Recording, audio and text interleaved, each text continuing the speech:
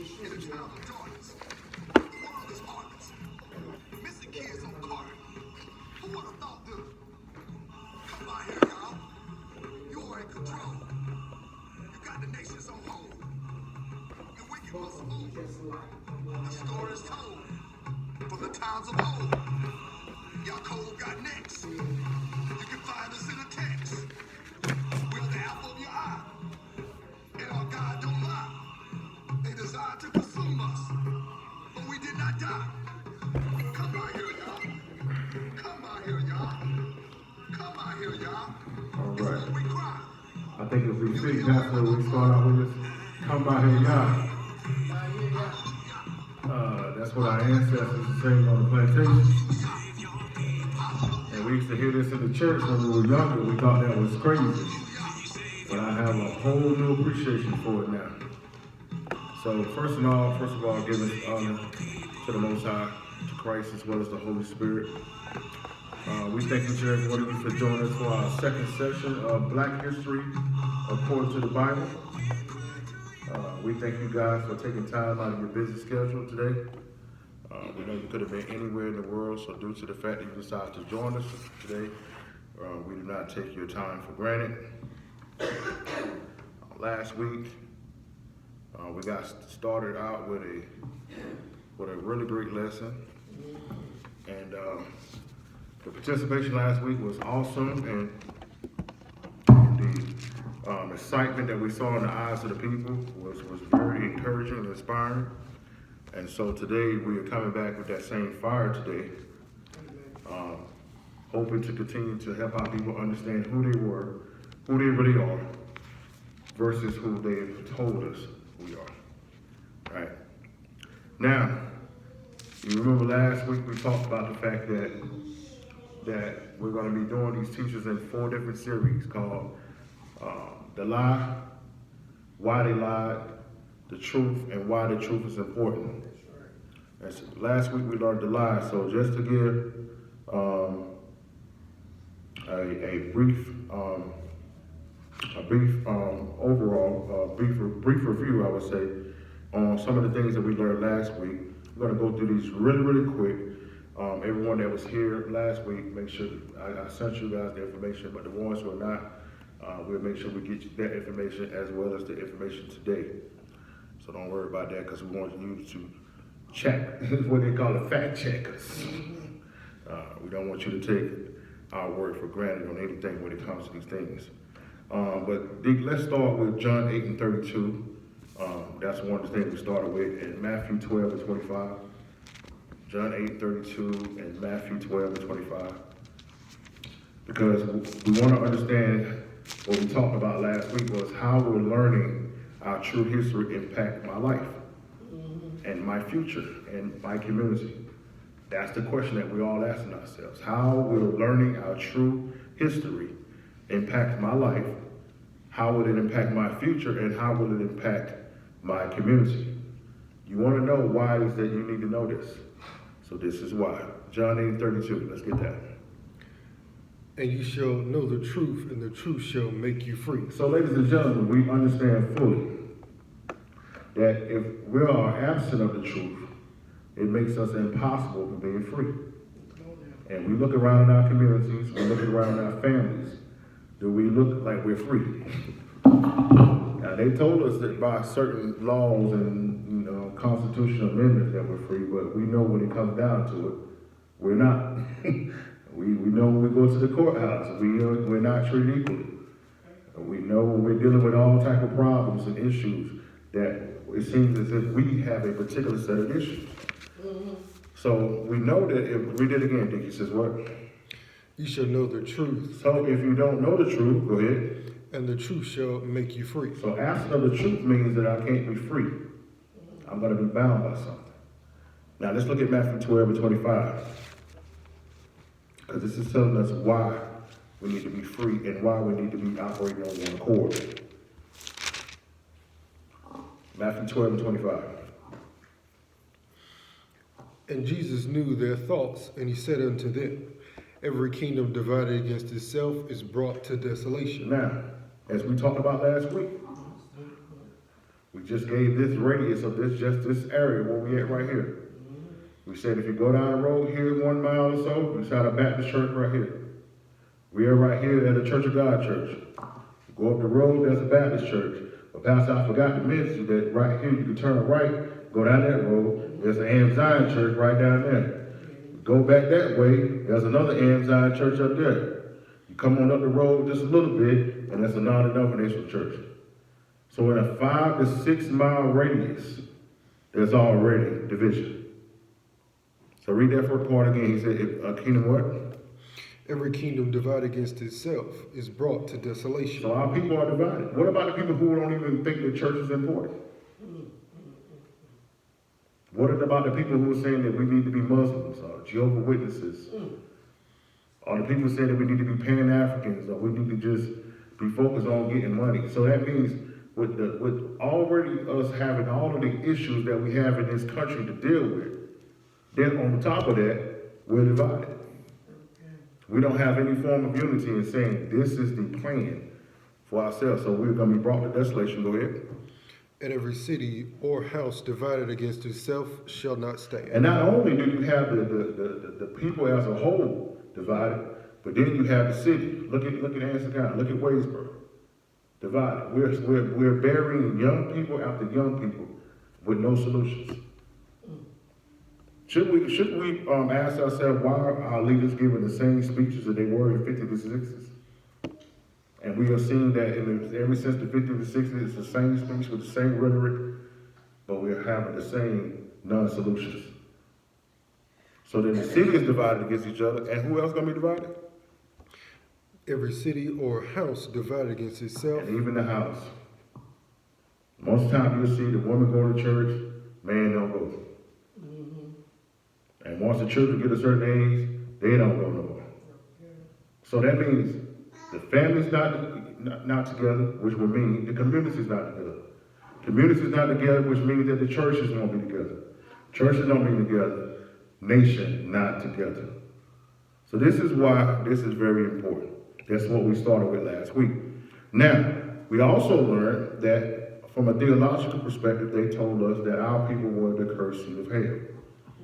And we find that in Genesis, the 9th chapter. We know that when Ham went in and disrespected his father, the Bible says that Noah said, "Cursed be Canaan." But in the theological schools and from a religious perspective, they have taught us that we are the cursed seed of Ham. Right? That's what they told us. Now, we have a problem with that. Number one, we've learned through these different articles and journal entries that we read that not only was Christianity that taught us that, but Islam taught us that, as well as Judaism. The three main religions in the world told our people that we were the cursed seed of Ham, which we found out in the Bible that Ham's seed was not cursed. So they used this lie, this only came in the 1700s, as justification to what we were going through. Okay?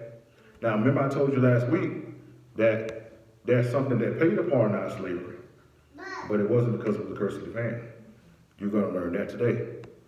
So we found out that all of this information, you guys have the articles, and for those who are watching through a video, we have the videos for that when we went over there, so we're not going to go back over there.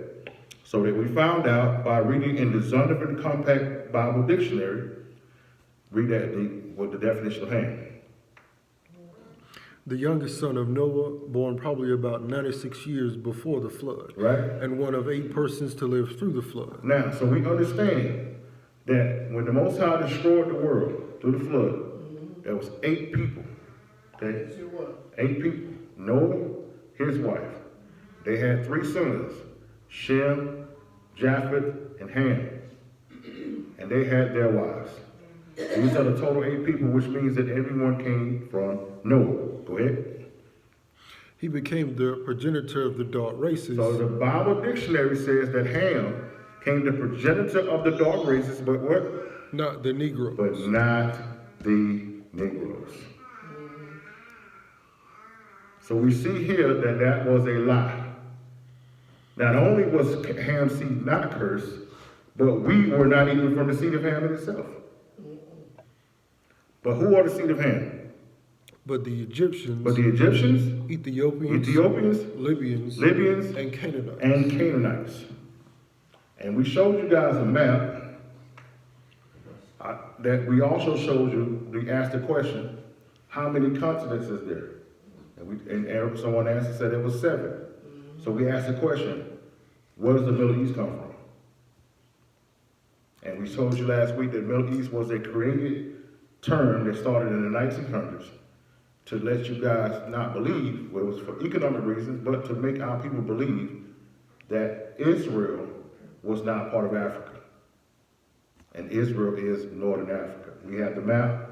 I don't think I sent that to you, but I showed y'all that. I'll make sure y'all get that map as well. All right? So, let's review. We know that we're not the curse of the family, that Middle East is a made-up term, and we know that we did not come from the seed of Ham altogether. We understand that Japheth is primarily the Asian people. So who does that leave us coming from? Shem. Okay? Now, quickly, we're going to go through there for those who wasn't here and show you the people of the Bible and how they look according to the Bible. Now, let's go to Genesis 42 and Exodus 2. We're going to run through these really, really fast because we have to set this up for what we're going over today. Okay? All right? So we knew that, once again, that Ham was a progenitor of the dark races, and it was the Egyptians, Ethiopians, Libyans, and Canaanites, which was primarily Northern Africa. Okay? Canaan, we know, that when the Most High delivered the children of Israel, what land did he give them? The land of Canaan, which is in Northern Africa. So we know the original people there were black, and we're going to go through this Bible and show you that those who were in here were the Israelites. We're going to show you that they could not be our white comparators. Now, Genesis 42 and 8. Read that for me. This is talking about Joseph here. And Joseph knew his brethren, but they knew him not. Now, so we understand that Joseph was in the where? The land of Egypt. So if Joseph was in the land of Egypt, and we just read here that the people Egyptians were dark people, and if a white Jewish man was in Egypt, wouldn't he stand out? Yes, he would. They would know who he was, right? So that lets you know that he couldn't have been white. Right? Let's go to Exodus 2. We're going to go to Moses. This is when Moses came into the land of Midian. And you know he was on the run from Pharaoh. He came up to the women, to Jephthah's daughters that was watering the flock. He intervened when the men were trying to stronghold them. All right, so this is where we are here in Exodus 2, verse 18. Watch this. And when they came to Reuel, their father, he said, how is it that ye are come so soon today? He said, man, listen now, hold on now, y'all. These are ladies now. I know it takes you a few hours to water the flock. Y'all got back a little bit quicker today. How did that work out? Go ahead. And they said, an Egyptian delivered us out of the hands of shepherds. They said, who did it? An Egyptian delivered us out of the hands of the shepherds. So Moses was a white Jewish man. Well, she would have called him an Egyptian. You see that? So we know that Moses had to be black as well. Now, let's go to Acts 21. This is a story when Paul was standing before King Agrippa. And a soldier came in and mistaken Paul for someone. And this is what he said. Acts 21, verse 38. Art not thou that Egyptian? So right here again, you see another Israelite being mistaken for an Egyptian. That means the Israelites could not have been white. Okay. All right? So we wanted to go through those days just to give y'all a quick review for those who wasn't here. We're about to go into today's lesson. Now, remember, once again, we talked about it as being the lie, why they lied, the truth, why the truth is important. So last week was the lie that the people of the Bible were not white people, that the Middle East wasn't made up, okay? and that we were not the curse of the family. But the whole lesson is, the whole series is what? Black history according to the Bible. We need to know who exactly we are. Right. So, I want you guys to say this with me by faith. Right now, you're saying it by faith. Okay? But afterwards, you're going to be saying it because you're going to know it's the truth.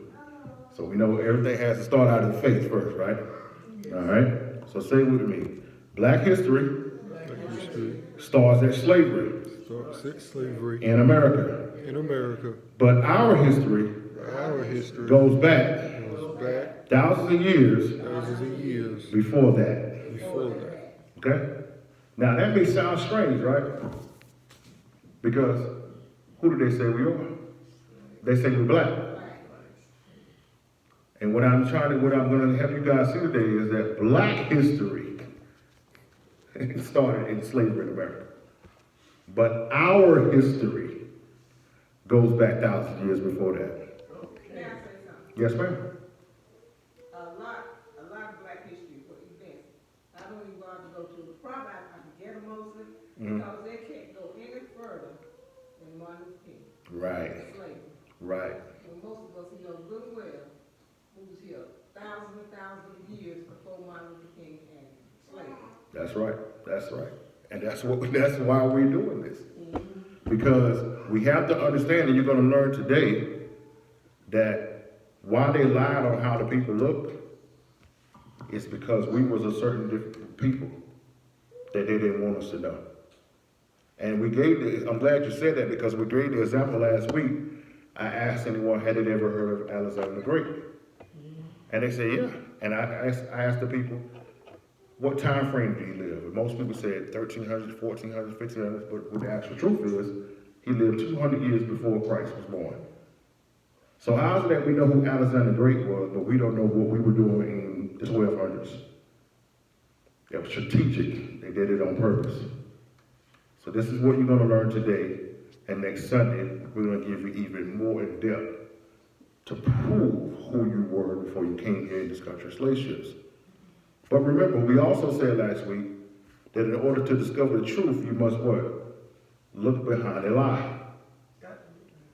And then you have to find out who lied, and you have to also know who the liars are. And what reason, what did they benefit from telling you the lie? Now, D, hold this up for me. Who do they say this is? Who do they say these people right here are? Who do they say that is?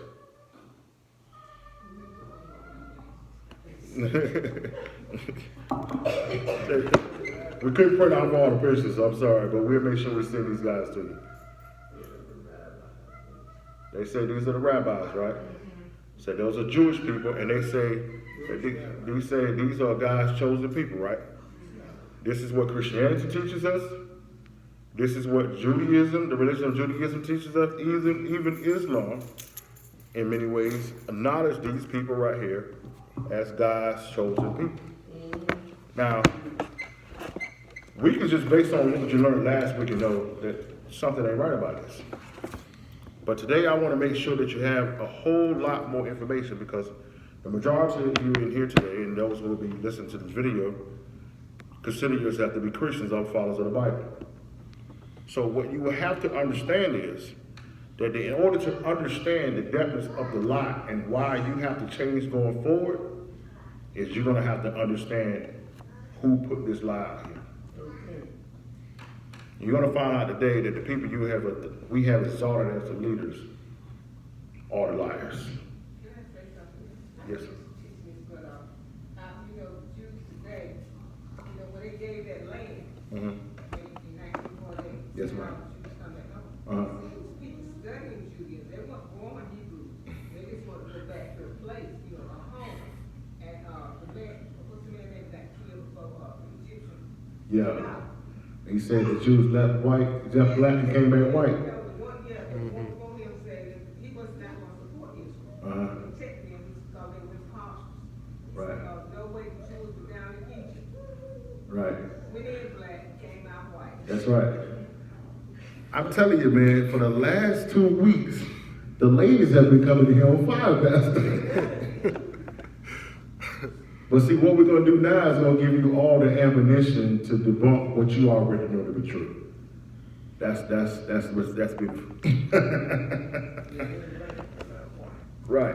Now, so we understand that. So how many of you ever heard the statement, it doesn't matter who the children of Israel are because we're all the same in Christ? All the time. Y'all hear that before? Okay, that's cool. I'm glad because that's what they tell us all the time. So when we have these discussions and we start to address the Jewish people or anybody else, that's what they would throw out. But these are some questions I want to ask.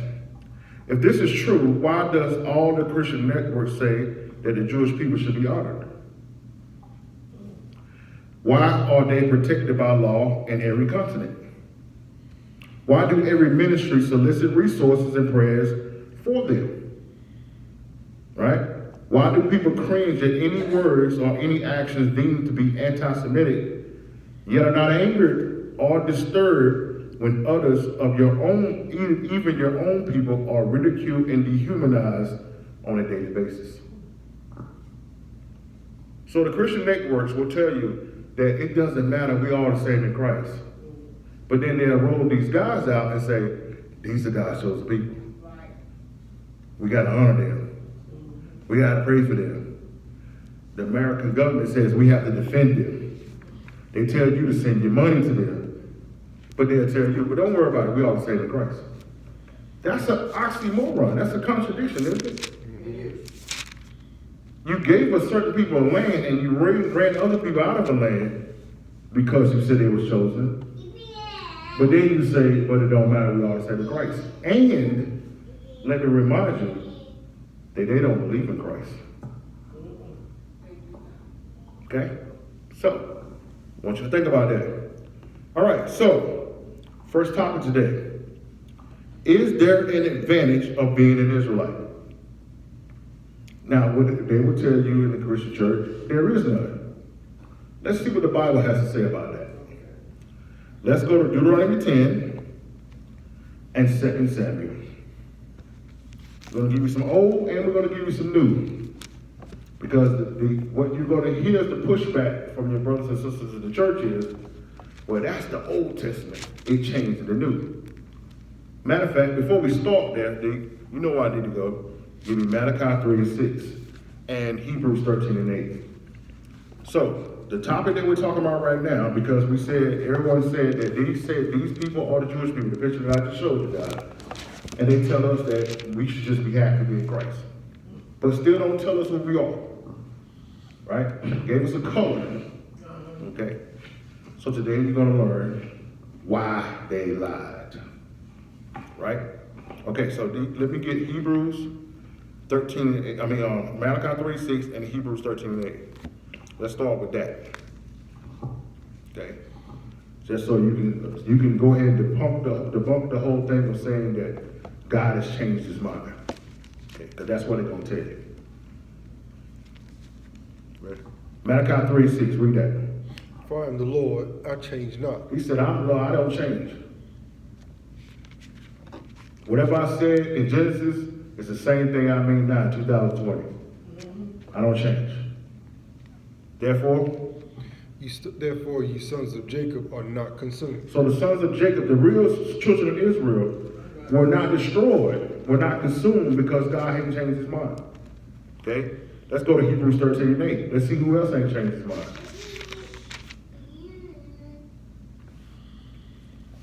Go ahead.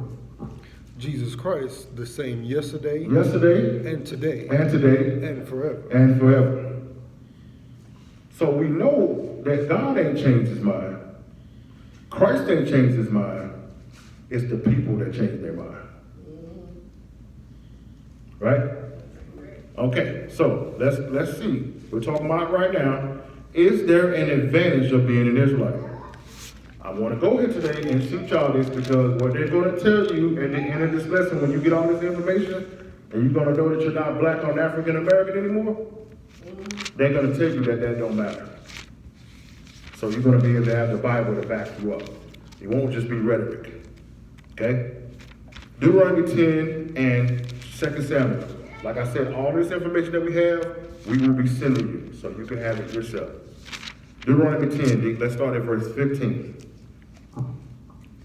Only the Lord had delight in thy fathers to love them. And he Hold on, read that again. He says what? only the Lord had delight in thy fathers to love them. Uh-huh. And he chose their seed after them, even you above all people. Above what? Above all people, as it is this day. You see that? Now, we told you in Malachi 3:6 that he changed not. So if he said that he chose their fathers, Abraham, Isaac, and Jacob, and their seed to be a special people above all people, that ain't changed. Right? All right, let's go to 2 Samuel 7. Let's look at what David had to say here about how God feels about the children of Israel. Okay? We're going to go through these really fast because, as I always say, we got to get to the meat of this thing. Okay? 2 Samuel, chapter 7, let's get verses 22 to 24 here. Bring it out. Wherefore thou art great, O Lord God, for there is none like thee, neither is there any God beside thee, Right. according to all that we have heard with our ears. And what one nation in the earth is like thy people, And what nation in the earth is like thy people? Go ahead. even like Israel, Even like Israel. whom God went to redeem for a people to himself. To who? To himself. So he loved Israel so much that he would to redeem them to himself. Go ahead. And to make him a name, and to do for you great things and terrible for thy land before thy people, which thou redeemest to thee from Egypt, from the nations and their gods. And from the nations and their gods. So he said, listen, whatever the nations are doing, whatever the Gentile nations are doing, he don't want their people, his people involved in that. Amen. Right? Okay? Go ahead. For thou hast confirmed to thyself thy people Israel to be a people unto thee forever. How long? Forever. How long? Forever. Y'all see that? Yeah. So evidently right here we're reading that there are some advantages in being an Israelite. That's just a couple out of the whole. Let's go to Romans. Let's see what Paul had to say about it. And this is what a lot of the people who follow the religion of Christianity, they'll go to Paul and they'll say, well, Paul said everybody's the same in Christ. This is the reason why I wanted to take you to his own words. Let's see what Paul had to say about it. Romans 3. And let's start at verse 1. What advantage then has the Jew? So he asked right out, what is the advantage of being a Jew? Now, the word Jew, you have to understand, you're going to learn today, that the word Jew really has two different meanings. Jew is really those who are members or citizens of the country Judea. We have to understand that when Christ came on the scene, the nations of Israel had already split. So you can find that in 1 Kings 12. Okay? By the time Christ comes on the scene, the only nation that is left is Judea. And in those nations, you have the tribe of Judah, the tribe of Benjamin, and the tribe of Levi. But you have to understand that there are other people who were living in Judea and became citizens of Judea. And you're going to learn about who those guys are today. Now, so he asked the question, but right here Paul is talking about the actual people of Judea. So I need y'all to understand the difference. So read it from the top again. He says what? What advantage then hath the Jew? What advantage then hath the Jew? Or what profit is there of circumcision? And then what profit is there to be of the circumcision? When he says the word circumcision, that entitles the whole 12 tribes. Because you know, according to the law, they had to circumcise their male figure on the 8th day.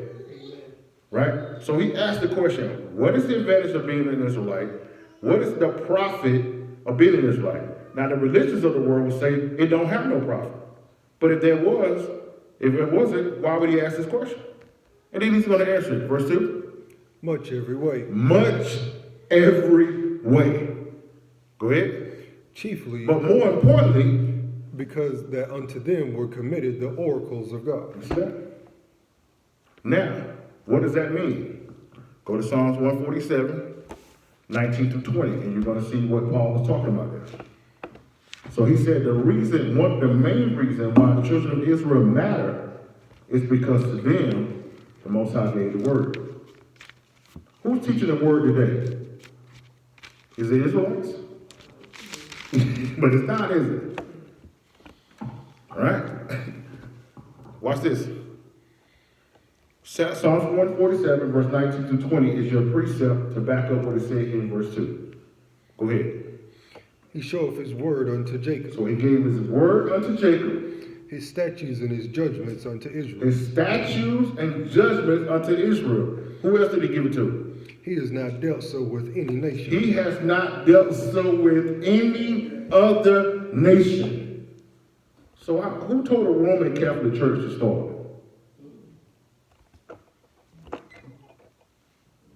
Who told the people of the Protestant Reformation to start that? What else did he say? As for his judgments, they have not known them. They have not known them. This is what Paul is saying. This is where he got it from. Now let's go back to Romans 3. And let's look at verse 3. Watch this. For what if some did not believe? So what if some people say that it don't have no profit of being in this life? What if some people don't believe that? He says. Shall their unbelief make the faith of God without effect? He said, since some people will say that everybody's the same and it doesn't matter, would that now mean that the promise that God promised to Israel will go away? What was Paul's answer? God forbid. God forbid.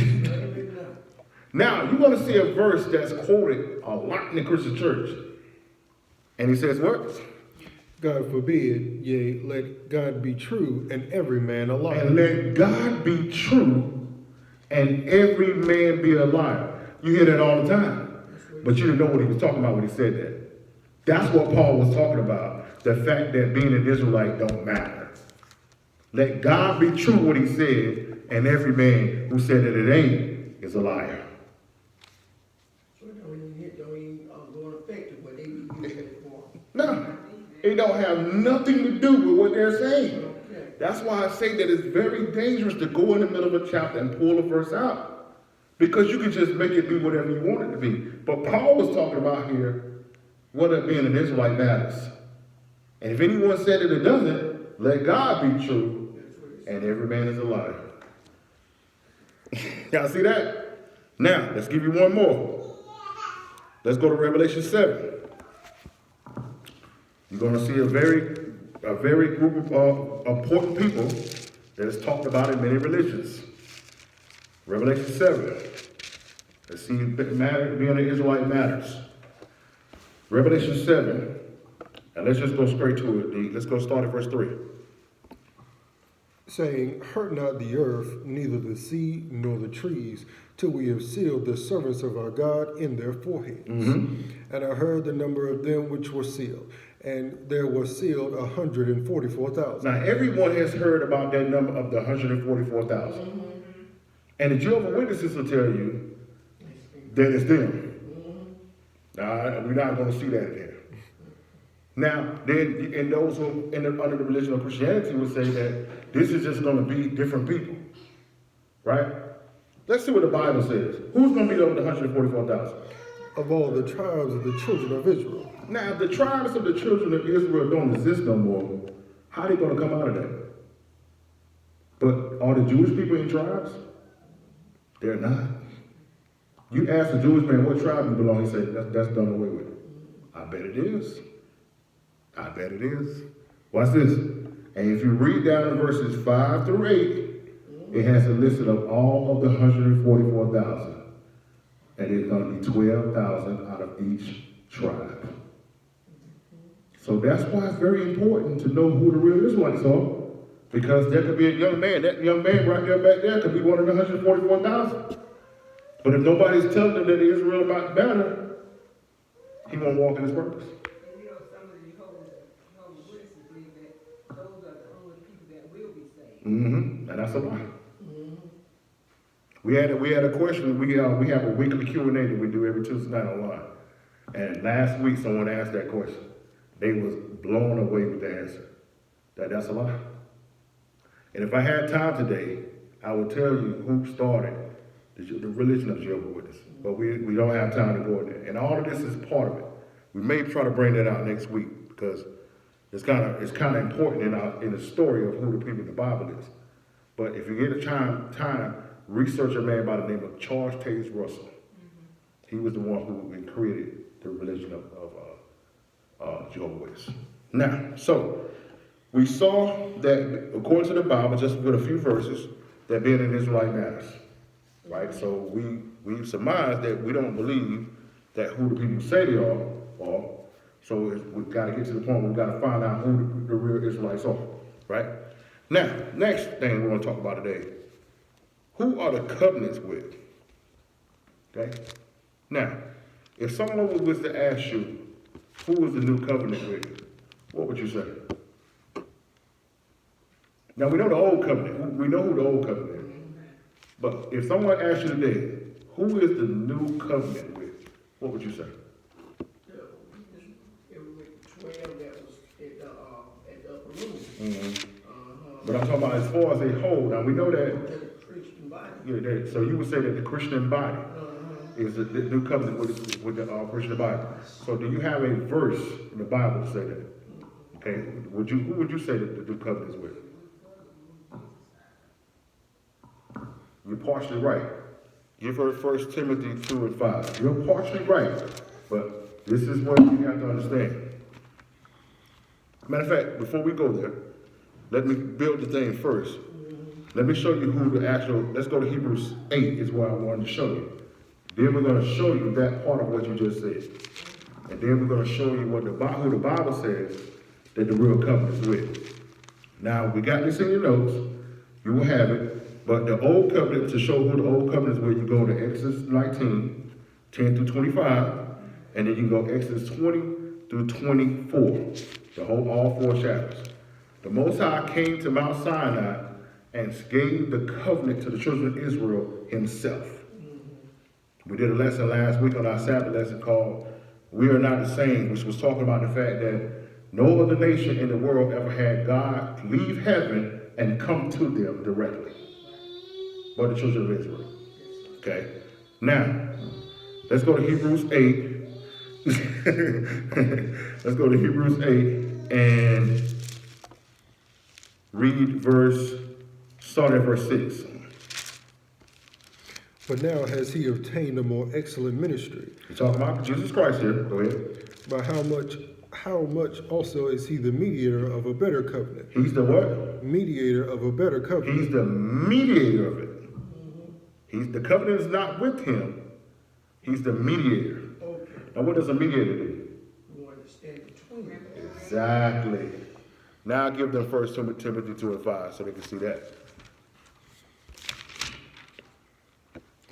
For there is one God There's one God and one mediator and one mediator between God and men. between God and who? God and men. God and man. The man, Christ Jesus. So Jesus Christ is standing between God and whoever this person is, whether it be the Christian church or whether it be someone else who the new covenant is with.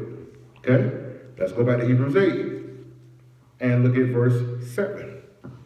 For if the first covenant had been faultless, then should no place have been sought for the second. Now we know the first covenant was the children of Israel. They said, well, that was faultless, and that's a whole other lesson in how they wasn't ready to receive that. So that's how it had to be a second covenant, right? Let's go to verse 8. For finding fault with them, With he who? said- with them, That means Israel, who the covenant was set with. Go ahead. he saith, Behold, the days come, saith the Lord, when I make a new covenant with the house of Israel and with the house of Judah. Y'all see that? So the new covenant, ladies and gentlemen, is not set with the Christian church. It's with Israel. With the house of Israel. And we adopted into that. You're going to find out something else in just a little while. Hold on. Hold on. Now, so some will tell you, and you can, for a second time, you go all the way down to verse 10. But we trying to make sure we cover all this speedily. So some going to tell you that, man, that's not the same, man. It's different. So let's go to Jeremiah 31. Well, we already showed you that God don't change, but we're going to give you a daily reminder of that this covenant with Israel has to change.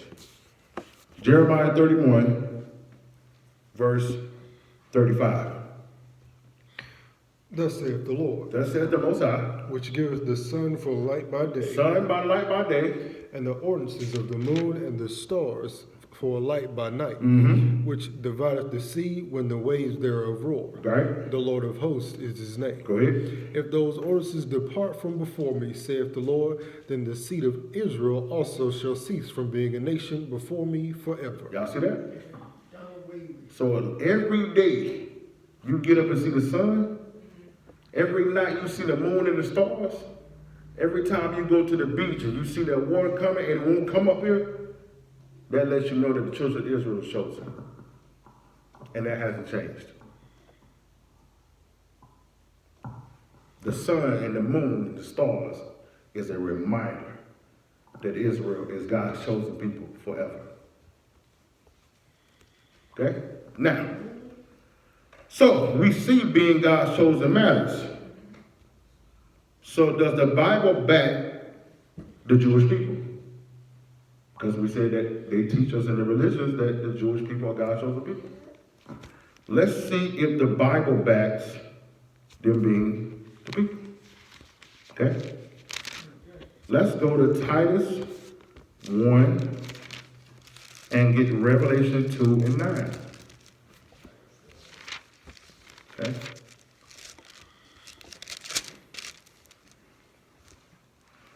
Okay. Watch this.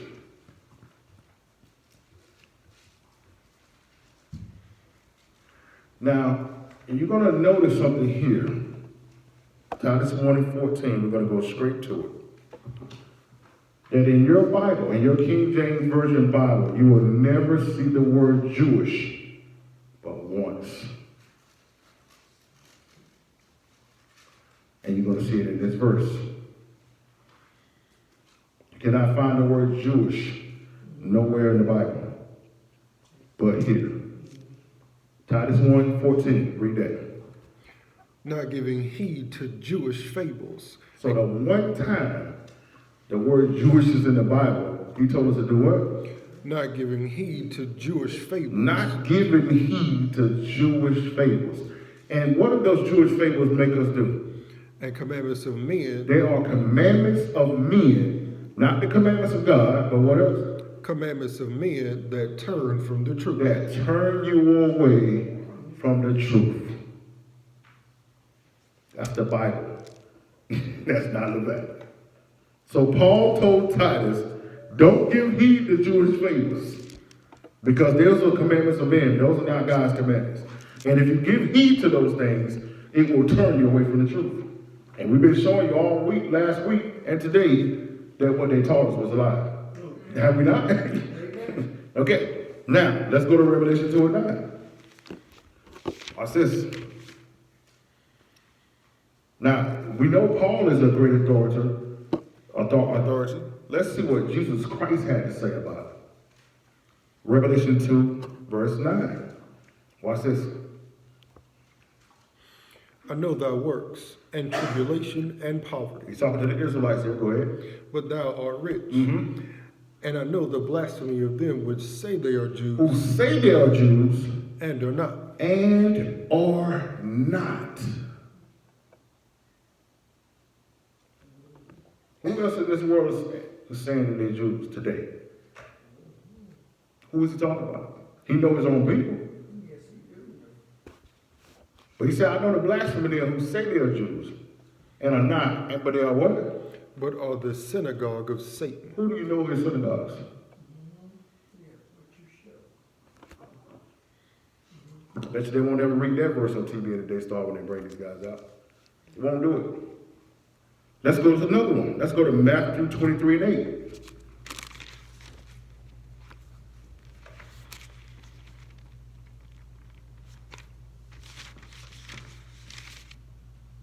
Matthew 23:8. Watch this. This is Jesus Christ again. Watch this. But be not ye called rabbi. Be not ye called rabbis. Don't they call their people rabbis? Evidently, they missed that verse. He told them specifically, don't call yourself a rabbi. I guess they missed it. That's Jesus Christ saying that. That's not me. He said, don't call yourself a rabbi. Why? For one is your master, even Christ, and all ye are brethren. See that? That's his words. Can't break that down. It's not interpretation. He said, don't call yourself a rabbi. They call all of their teachers rabbis. All right? Let's go to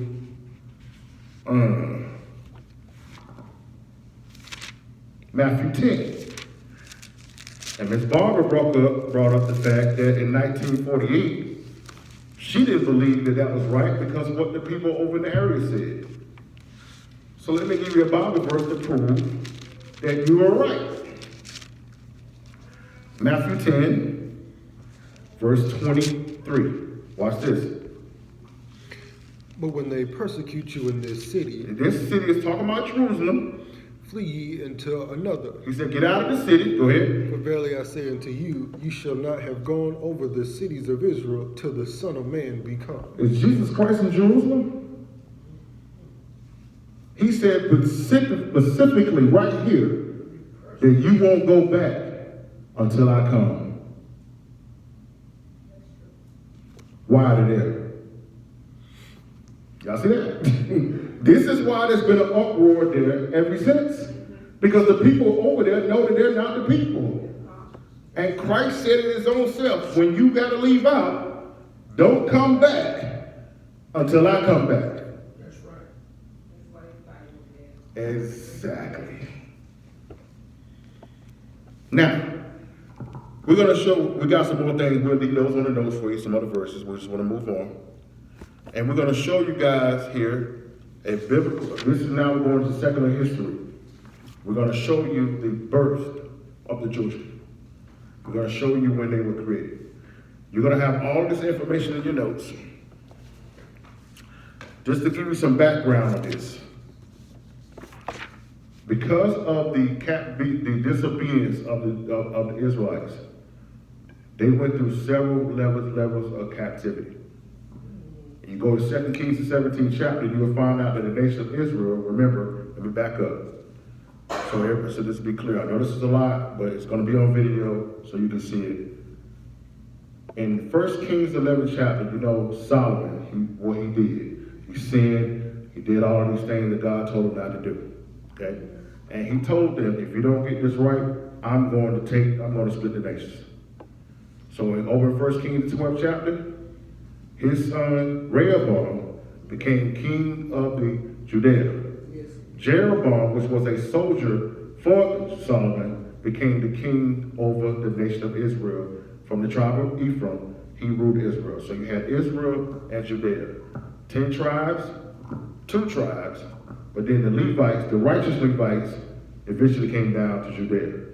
The evil ones, they stayed up there with them. They were wilding. When you go into 2 Kings 17, you will find out that the nation of Assyria, because of their Israel disobedience, took down the nation of Israel, took them out. Okay?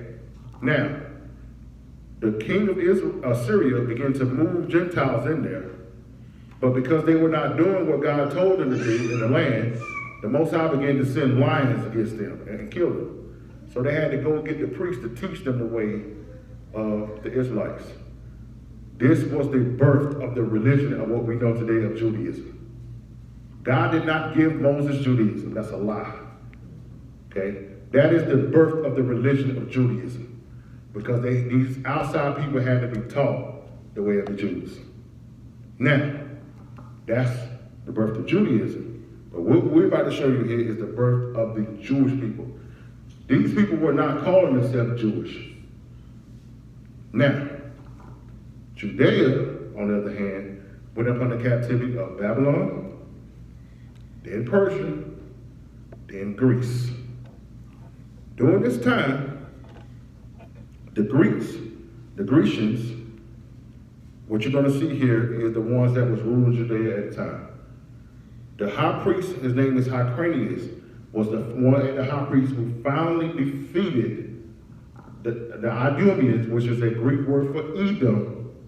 Well, we know how the Grecians look today. Are they not white people? What they consider white people? And they sent them away. But some of them wanted to remain in the land. This is you ever heard of the book of Josephus? No, he was a historian. This is where this comes from. This is your record. We got the information in here for you to research yourself. This will come out of his work called The Antiquity of the Jews, Book 14, Chapter 1, Paragraph 3. All this is on here so you can have it. And the link to go and find it, okay? Now, okay, sorry, I was in the wrong one. Book of The Antiquity of the Jews, Book 13, Chapter 9, Paragraph 1. This is the birth of the white Jewish people. This is around 150, 140 BC. All right, go ahead. Hyrcanus took also Dor and Marissa, These are cities, cities of Idumea, and subdued all the Idumeans and permitted them to stay in that country, if they would circumcise themselves. So they had to circumcise themselves, that's part of the law. Go ahead. And make use of the laws of the Jews. So all of the law, the Torah, if they wanted to stay in the land, they had to keep. Go ahead. They were also so desirous of living in the country of their forefathers, Because we know that Abraham begat Isaac. Isaac begat who? Edom, Esau, and Jacob. Esau is these people. So they wanted to be able to stay in the same land that they were when Esau was born. So that's why they wanted to remain there. Go ahead. that they submitted to the use of circumcision So they said, I'll do it. I'll circumcise myself. and of the rest of the ways of the Jews, So we're going to keep all of the laws. Go ahead. at which time therefore this befell them, they were hereafter no other than Jews. Y'all see that? That's when they started calling themselves Jews. In 140 BC. So that's why Christ said, I know the blasphemy of them who say they are Jews and they're not. Now, go to your Bibles to Romans 9. We're going to back that up. We're going to back that up with the Bible.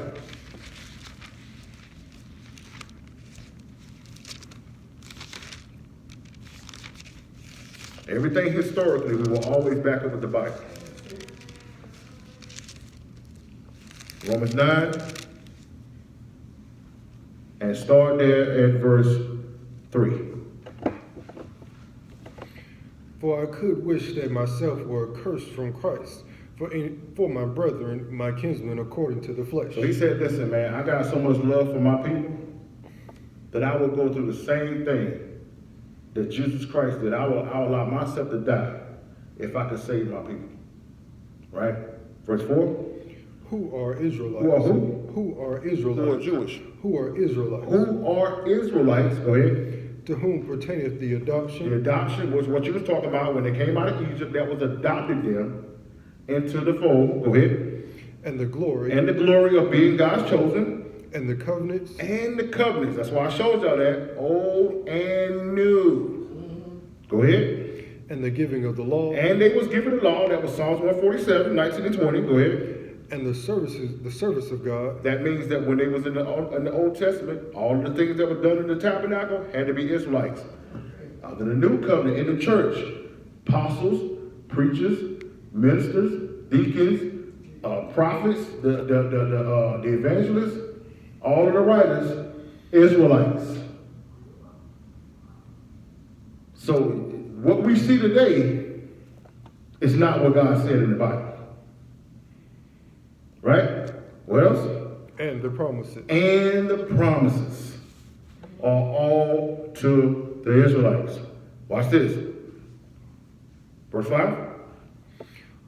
Who are the fathers, and of whom, as concerning the flesh, Christ came. And Christ came from the tribe of Judah. Go ahead. who is over all, God bless forever. Amen. Watch this, verse 6. Not as though the word of God has taken none effect, Right. for they are not all Israel which are of Israel. Y'all see that? Paul said, everybody that's hanging around us, they ain't all Israel. But who else? Watch this, verse 7. Neither because they are of the seed of Abraham are they all children, but in Isaac shall thy seed be called. He said, yes, yeah, Esau. Yeah, you come from Abraham's seed, but that don't make you chosen. Watch this, go ahead. For this is the word of promise, at this time will I come, and Sarah shall have a son. And not only this, but when Rebekah also had conceived by one, even by our father Isaac. For the children being not yet born, neither having done any No, you skip verse 8. Go back to verse 8. that is, they which are of the children of flesh, They which are the children of Abraham of flesh, but look, watch this. these are not the children of God. But these are not the children of God, but The children of the promise are counted for the seed. Abraham, Isaac, Jacob. So we saw here, you're going to see here, that this is when they started calling themselves Jews. But you are not of Abraham, Isaac, and Jacob. Remember, last week was the lie. Now you're seeing why they lied. Because they wanted to take over this identity. Oh, You said the children only the seed of Abraham, which was Isaac. Abraham, Isaac, and Jacob. And I know you had other two, but I know they were not of the seed. Right. Because you know, Abraham, he had Ishmael with Hagar. God said, no, you're supposed to have your son with Sarah. Right? Then Sarah had Isaac. So that's what started it. Then Isaac with Rebekah had Esau and Jacob. They were twins. But he told them in Genesis 25 that the younger would rule over the older. Esau came out first. He said, no. It's going to be Jacob. So now they're starting to try to call themselves Jewish because they started keeping the laws. But that didn't make them of the promise. So what they had to do was they had to make the people believe that they were the people. This is why they lied. Now, I'm going to go prove to you. This is another secular history of proof that they were not Israelites. Now, one of the problems that people who don't know history have when they read the Bible, you will see, for example, you'll see King Herod, and you'll say, he was an Israelite. Why would he do that to Christ? No, he wasn't. So this is what's misunderstood. When you go over to John 8 and you see Christ say, you are of your father the devil, the people are like, man, we Abraham's seed. You would think that he was talking to Israelites.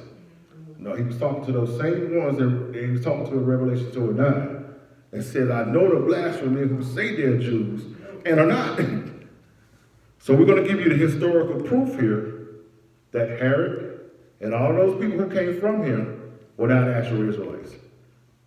This is going to come from Antiquities of the Jews, book 14, chapter 1, paragraph 3. Then we're going to take you in the Bible and show you what their real agenda was and how they was able to orchestrate everything you see today. Now, let's go there, D. But there. Well, there was a certain friend of Hyrcanus. Hyrcanus is that same high priest that I just read about in the one before. He's the high priest of Judea. Go ahead. An Idumean called Antipater. Antipater is the guy that was his friend. Watch this. Who was very rich. And he was an Idumean. Go ahead. And his nature an active and seditious man. So seditious means is one who always trying to get people to start trouble. So because he had an agenda, what you'll read here when you go back and read all this in depth, Hyrcanus had problems with the other leaders of Israel. The other leaders of Israel weren't trying to do right. Hyrcanus was following the law, and he had a problem. So Antipater, this Esau, this Idumean, this Jewish man, saw an opportunity to take over. Watch this. So he saw the problem, and he starts talking into Hyrcanus' ear. Watch this. who was at enmity with Aristobulus, Aristobulus is that guy, that ruler of Israel that I was telling you about. Go ahead. and had differences with him on account of his good will to You Hyrcanus. see that? So he started saying, man, you got a problem with Hyrcanus, I got a problem with you. But really, he had a problem with them both. Because they wanted to take over. Watch this. It is true that Nicolaus of Damascus says that Antipater was of the stock of the principal Jews who came out of Babylon into Judea. Now, let me explain that. When you go into the book of Esther, remember when I told you that, when we told you that when the Assyrians had took over and ran them out and started moving some Gentiles in there? Well, during Jeremiah's time, we went into captivity in Babylon. Yes. Well, there were certain people during that time who also started following the God of Israel. So what they did was, he told a lie and said he was one of those Jews connected to those people who came out of Babylon with y'all. Those people was the ones who supported Israelites and helped them get back home. It was a lie. You're going to see why he told that lie. Go ahead. But that assertion of his was to gratify Herod, who was his son, and whom, by certain revolution of fortune, came afterward to be king of the Jews. Y'all see that? So it was all a lie. Because he wanted to make sure that his son Herod ended up becoming the king. So he did that to cause a problem between the Israelites, and that's how Herod took over Israel. So when you read it in the Bible, you'll think, yo, man, this dude is Israelite. Nah, he was a white Jewish man. Y'all see that? Now, watch this. Let's go to Revelation 12, and we're going to prove to you what their real agenda was. Now, remember, the people that was doing all of the stuff, they had an agenda. Remember, we're talking about now why they lied. So you see, this lie right here was told so that the man could get in charge. Once he took over and became king, now they're able to further their agenda. After the Grecians left, who came next? The Romans. The Romans was the ones who were ruling Judea at the time of Christ. Right? So that's how these people begin to take over. Instead of now the Israelites to rule themselves, the Romans came in and put other white people in charge. That's what the whole setup was. I'm going to prove it. Revelation 12, and start at verse 1. Watch this, y'all. And there appeared a great wonder in heaven, a woman clothed with the sun and the moon under her feet, and upon her head a crown of 12 stars. This image, this woman, is the 12 tribes of Israel, the nation of Israel. Watch this, though. Verse 2. And she being with child cried, travailing in birth, and pain to be delivered. That is talking about Jesus Christ. She's at this point where she's about to give birth to Jesus, because we know Jesus came to do what? Die for the sins of Israel, to bring them back into what you just said, the new covenant. See that? Now, watch this. Verse 3. And there appeared another wonder in heaven, and behold, a great red A dragon, great red dragon, having 7 heads 7 heads and 10 horns, and 10 horns. Go ahead. and 7 crowns upon his head. Mm-hmm. And his tail drew the third part of the stars of heaven. So who y'all think that great dragon is? Lucifer. And notice he took down what? The third part of the angels. Y'all see that? And when they described who the nation was, who was operating under Satan, read verse 3 again. I don't want y'all to miss that. And there appeared another wonder in heaven, and behold, a great red dragon having 7 heads 7 heads and 10 horns. and 10 horns. Now, go ahead, verse 4. D. And his tail drew the third part of the stars of heaven, and did cast them to the earth, and the dragon stood before the And woman. the dragon, Satan, stood before the woman, which is Israel, to do what? Before the woman which was ready to be delivered, for to devour her child as soon as it was born. Y'all see that? So Satan sent a nation to take over Judea to try to make sure that Jesus Christ don't be born. Now, for sake of time, I'm just going to give y'all the precept, and that is Daniel 7, 19 through 24, talks about that fourth beast. It's going to be in your notes. Daniel 7, 19 through 24. Those 10 horns, the seven heads and 10 horns, the 7 heads is talking about the different mountain ranges of that whole area that Rome covered. The 10 horns are the original countries of Rome. That will be Portugal, Spain, France, Italy, Switzerland, Luxembourg, Belgium, Great Britain, Germany, and the Netherlands. This is all of the area that the original area of Rome conquered by the time they came to Judea.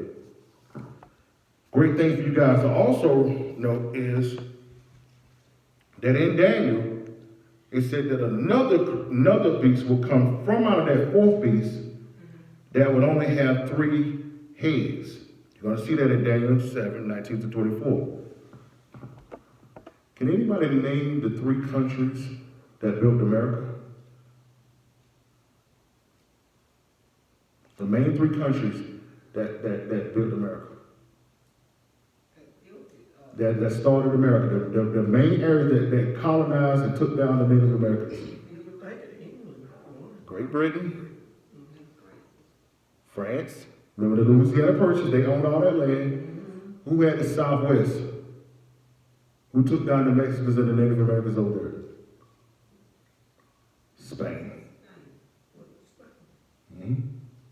So in Daniel it said that one would come from Rome that would only rise up that had 3 heads out of his 10. Spain, France, and Great Britain. Those are the ones, Great Britain had the 13 tribes. Spain had Florida, Southwest. France had all in the middle. The Bible prophesies the birth of the United States of America before it ever came. God don't get nothing gets away from him. Okay? Nothing. Right? Now, so to prove to you that what is said here is true, and to know that Herod, we just proved historically that Herod wasn't an Israelite, let's go to Matthew 2 and see what they were trying to do when Christ was born.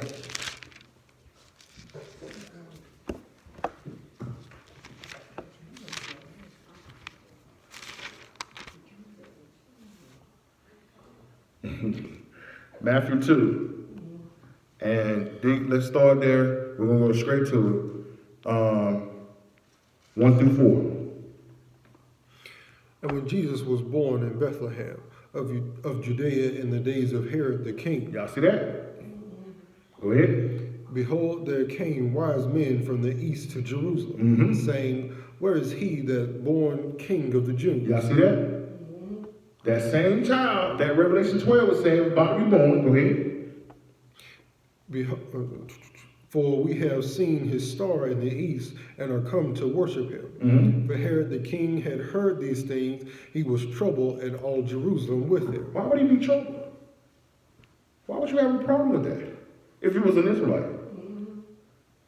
See, this is the reason why we never understood the story, because we were like, why would a king that was an Israelite that has been waiting on the birth of Christ to come, why would he be scared? Why would he be troubled? Because he wasn't. And he knew what it meant by the birth of Christ. Israel will be back on top again. Watch this, verse 4. And when he had gathered all the chief priests and scribes of the people together, he demanded of them where Christ should be born. Why would an Israelite have to find this out? He would already know that. He had to go to the Israelites to be told. Now, for the sake of time, let's just go straight to it. Look at what Herod did. Verse 16. Then Herod, when he saw that he was mocked of the wise men, Because the wise men said, man, I'm not finna go back and tell this dude where Christ is born at. Because remember, he told him the lie, said, man, I want to go and worship her too. That's right. He said, I ain't know. They said, man, the angel came to the wise man and told him to go another direction. Don't go back and tell him nothing. Watch this. Go ahead. was exceedingly wroth, and sent forth and slew all the children that were in Bethlehem, and in all the coast thereof, from 2 years old and under, according to the time which he had diligently inquired of the wise man. Y'all see that? So this is what the Romans and the Grecians were doing. They tried to kill Christ. Now y'all seen why they lied? When it didn't work, this is what happened. Go back to Revelation 12. So once it didn't work, they couldn't kill him. This is what they did then. Verse 13, Revelation 12, verse 13. And when the dragon saw that he was cast into the earth, he persecuted the woman which brought forth the So man-child. now all of his anger is to destroy the children of Israel. And in 70 AD, who destroyed the nation? The Romans. The same ones that were trying to kill him. See that? Watch this. Verse 15, 14. And to the woman were given 2 wings of a great eagle, that she might fly into the wilderness, into her place where she is nourished for a time and times and a half a time from the face of the serpent. And you're going to learn about that next week. We're going to show you where the Israelites went when they left Judea. That's going to be very important, because once you find out where they go, where they went, that's going to be the last selling piece of you truly believing who you are. So God gave them a place to go and hide for a while. Verse 15. And the serpent cast out of his mouth water as a flood after the woman. Mortars of flood, these are lies. And who did he send the lies after? After the woman. After the woman. Now Israelites don't know who they are. And imposters are saying that they are them. Y'all see how it all coming together now? Right? Go ahead. That he might cause her to be carried away of the flood. So they will be carried away from the flood. So who gave you, remember I asked y'all last week, who gave you the religion of Catholicism and Christianity? Who was it? Was it the Romans? That flood. Watch this. Verse 16. And the earth helped the woman, and the earth opened up her mouth and swallowed up the flood which the dragon cast out of his mouth. This is when we begin to do and find the books, the Dead Sea Scrolls and all these things, and all these pictures that we're going to show y'all next week that found the real proof of who the real Israelites are. The earth helped them. The truth. Verse 17. And the dragon was wroth with the woman. So the dragon, now, everybody thinks that Satan is trying to destroy the world, but you're seeing the Bible saying that the dragon is trying to destroy who? The woman. And went to make war with the remnant of her seed. Went to make war with the remnant of her seed. Go ahead. Which keep the commandments of God and have testimony of Jesus Christ. But you notice, through that religion that the Romans gave you, remember we talked about that last week, what did they tell you to do? Don't keep the commandments. But we see that the devil is after those who are doing what? Keeping the commandments and have the testament of Christ. Which means that if you're not keeping the commandments, he already got you. See that? And notice that the Jewish people don't believe in Christ. Because he said, I'm coming after the ones who are keeping the law and follow Christ. So we showed y'all right here that none of these people could be the Israelites. We've showed you that they've lied. Now, let's go to Deuteronomy 28. And let's see what the Bible tells us here. And I promise you, as you go through this, it's gonna be like you ever, when you wake up in the morning and you've been asleep for a while, when you first open up your eyes, kind of vision is blurry, especially somebody just come in and you're in a dark room sleep, and somebody just cut their light on, and you just like, wow. So last week, the light got cut off. Pastor, you see how they was looking at us last week. Their eyes, they were like, oh my God, whoa, whoa. But now their eyes are starting to adjust. And now what we just went through this first stage of it, y'all saw, now it's starting to get a little bit more clear. But when we get over here to Deuteronomy 28, now that let me stop for a second. We talked about this, me and the deacon talked about this, that we want to go into all of this when telling the history. Mm-hmm. And we came to the conclusion was that if you came in without knowing the lie, what we would have showed you would have been battling with a lie. You know how it says over Galatians that the spirit wrestles with the flesh? Yes. So that's what happens back in the day, back in the past when we try to teach this to our Christian brothers and sisters.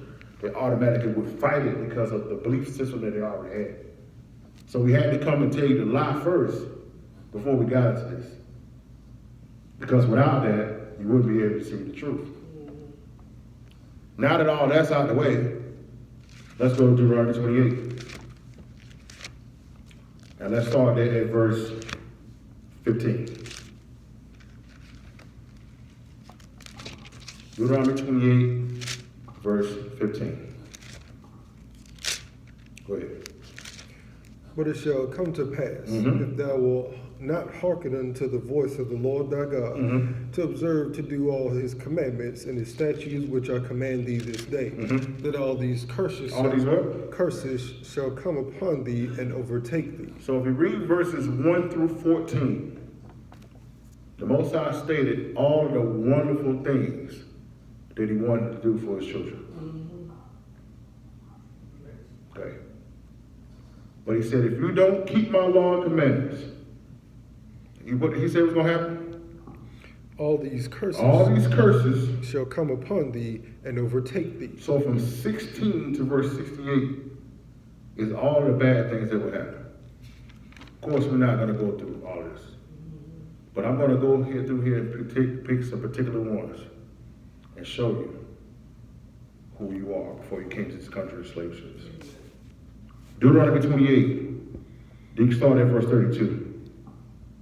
Thy son and thy daughters shall be given unto another people. Who did that happen to? Can you name any other country, any other people in the world that it happened to? Read it again. He says what? Thy sons and thy daughters shall be given unto another people, and thy eyes shall look and fail with longing for them all the day long, and there shall be no might in thy hand. Did that not happen to our people as the slave ship pulled up to the west and South Africa? Did it happen to anybody else? Watch this. Verse 33. The fruit of thy land and thy labor shall a nation which thou knowest not eat up. Did the people of Africa know anything about the English when they came there? English. Did the people of the Congo, did they know anything about the Belgium when they came there and started taking their rubber trees? Did the people of Sierra Leone, did they know anything about the French? Did the people of South Africa, did they know anything about the Scottish and the Irish and the English people when they came there? The Dutch, the Portuguese? They didn't know nothing about that. Who else did that happen to? Who else is that still happening to this day? The people of West and South Africa don't have control over any of their resources. Who have it? Who have it? Portugal, Spain, France, Italy, Switzerland, Luxembourg, Belgium, Great Britain, Germany, and the Netherlands. These are the people that are part of the fourth beast. And it's going on to this day. The Most High said that this will happen to a people. Do anyone else in the world fit just these two verses but us? All right, let's go. Let's go for some more. Verse 37. And thou shalt become an astonishment, a proverb, and a byword among all nations, whither the Lord shall lead thee. You can go to any country in the world and say nigger, and they know exactly who they're talking about. That's right. That's true. Who else is that happening to? And I'm gonna say this, and the black, who was Hamilton, and the Moors took over Spain, ruled it was about 800 years. And they know, we know some of them were black, and they don't like black, they call us Negroes, you know what I'm talking about? We talk about that next week. The ladies is on fire, man. I'm telling you. Yeah, we're gonna give you all of that. We got a book called From Babylon to Timbuktu, and we're gonna pull those excerpts out of that book. And we got newspaper articles, journals, and everything where the people there are describing how the Jewish people look. They're calling them Jewish, but they're calling them how they look. They're describing them, and they don't say white. Yeah. That's next week. We're going to give you all that too. Watch this. Oh, yeah, and black. Why do our people call themselves black? That's a byword. You ask any other, I watched the news the other day, and they was in South Africa, and they was calling those people black, like they don't know who they are. You over here in America, and they calling you black. Or if you graduate to a certain level, they say African American. You know, America is named after American Vespucci, white man. They say that an African was named after Leo Africanus, which we know better than that, but that's what they say. That was also another white man. So even when you call yourself African American, you still call yourself a European. Africa is a continent. No one else in the world don't know where they are but us. And he said, read it again, Deuteronomy 28:37. Read it again. He says what? Thou shalt become an astonishment, a proverb and a byword among all nations, whither the Lord shall lead thee. You could be in China, you could be in Turkey, you could be in Afghanistan and say a black person and they know who you is. That's true. Byword, you're going to be known everywhere as a byword and a proverb. The Bible said this before this ever happened. This is about 1,700 years before the birth of Christ. Watch this. I'm sorry, go ahead. I know when I used to fill out applications for a job or anything else at the hospital, Mm-hmm. and they asked me your race, something like that. I put up. Mm-hmm. I didn't think, none. The lady said that last week. She said the same thing. Yeah.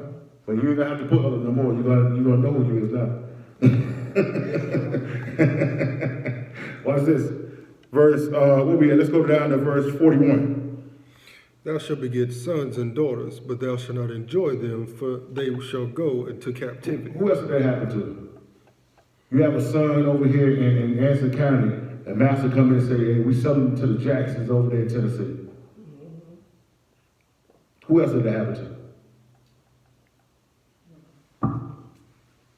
God said this is what would happen to his people. It's the Bible. To us.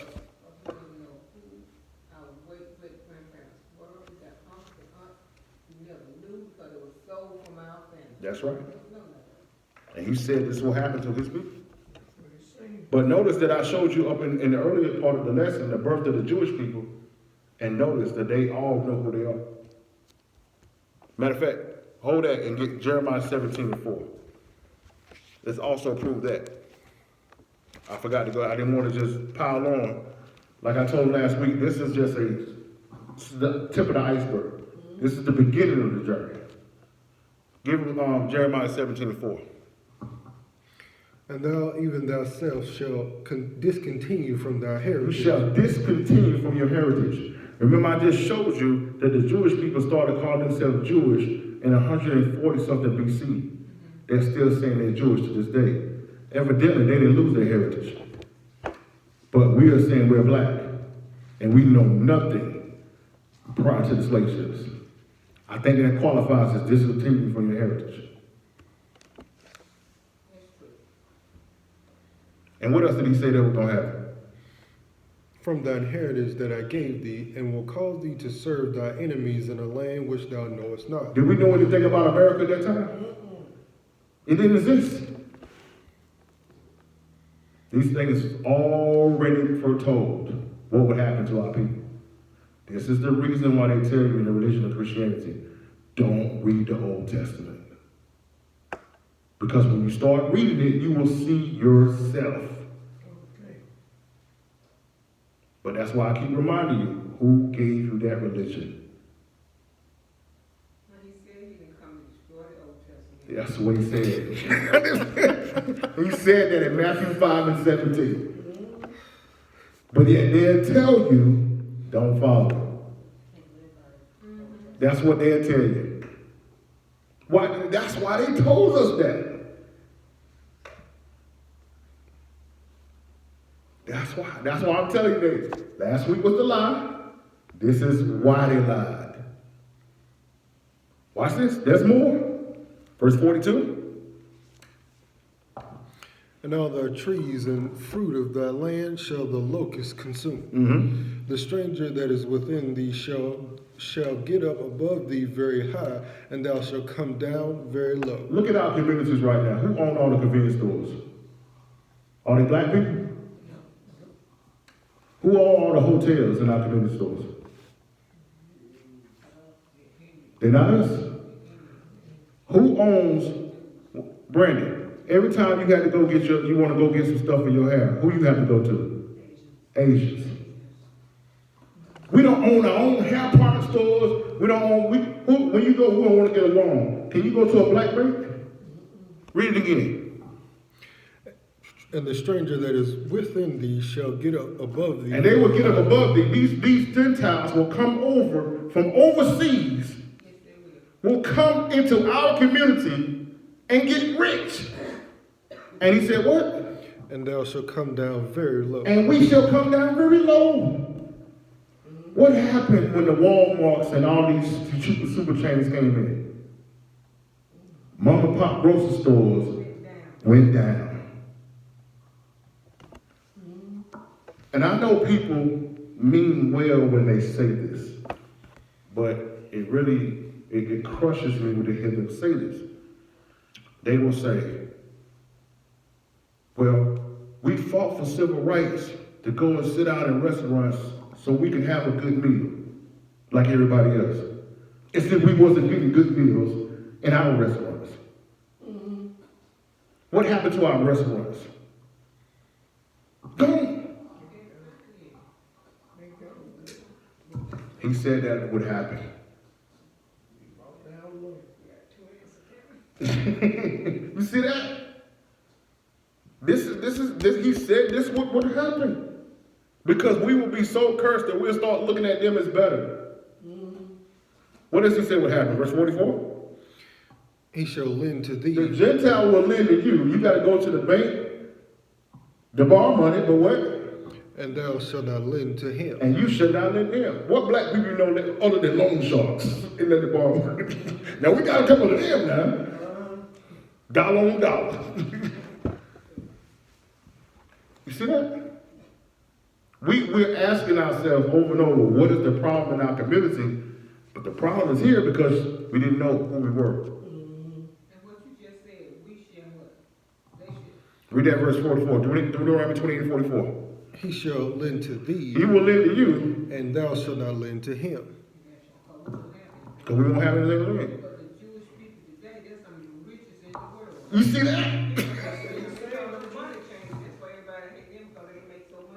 So that lets you know they couldn't be the people because they own all the banks.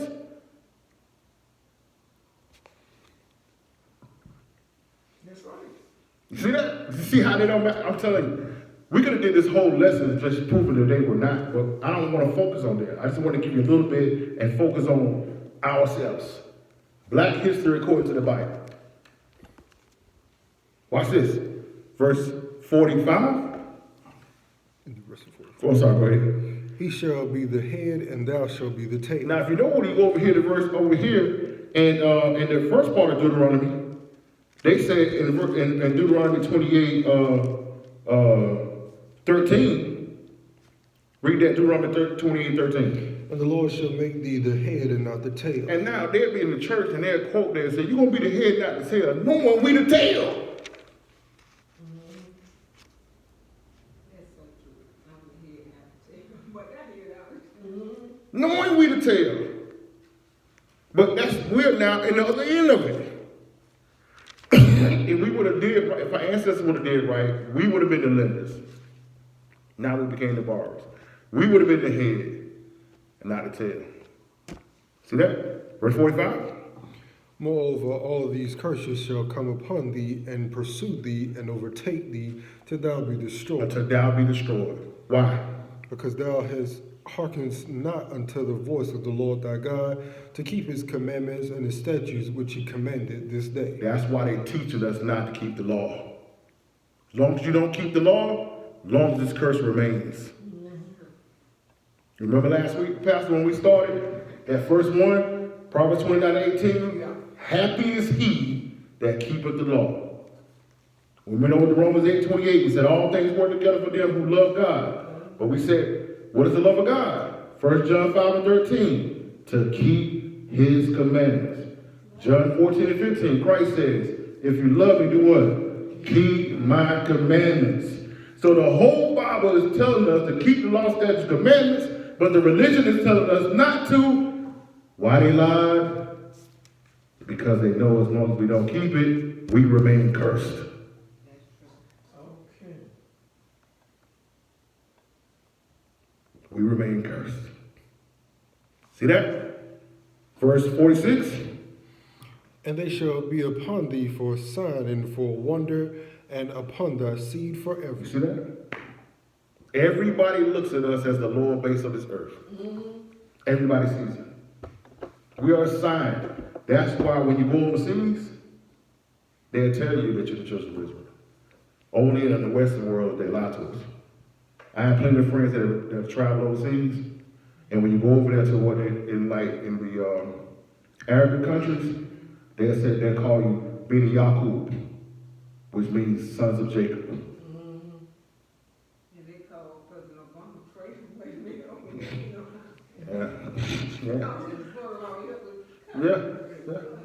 Yeah. See that? It's all here. Black history according to the Bible. Watch this. Let's go to verse 47. Because thou servest not the Lord thy God with joyfulness and with gladness of heart for the abundance of all things. Now, could you come in for 1 second, baby? I want y'all to see this with your own eyes. Now, you can do this Google search yourself. But we wanted to print off a couple you got for you to see it. Just pass that to them and let them see this. But I want you to stay right there till we finish this verse. And once we finish the verse, I want you to give it to me. But when you get home, I want you to go to Google and put in yoke of iron and see if you see a white Jewish man come up. Why? Deuteronomy 28, verse 48. Therefore thou shalt serve thy enemies which the Lord shall send against thee, in hunger and in thirst and in nakedness and in want of all things. Who that happened to besides the so-called black man, so-called African American man? Right? Go ahead. And he shall put a yoke of iron upon thy neck. He gonna do what? Put a yoke of iron upon thy neck till he have destroyed thee. Now, the Bible said in the 1700 years before the birth of Christ that the enemy would put a yoke of iron upon our neck. What do you see there in those pictures?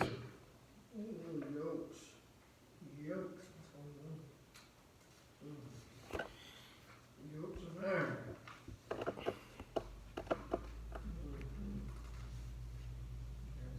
Y'all see the white Jewish people in there?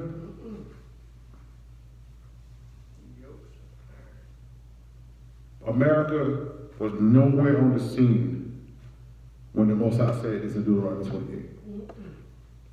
And no other nation. And no other nation. Like put a yoke on people's neck. See that? We had that,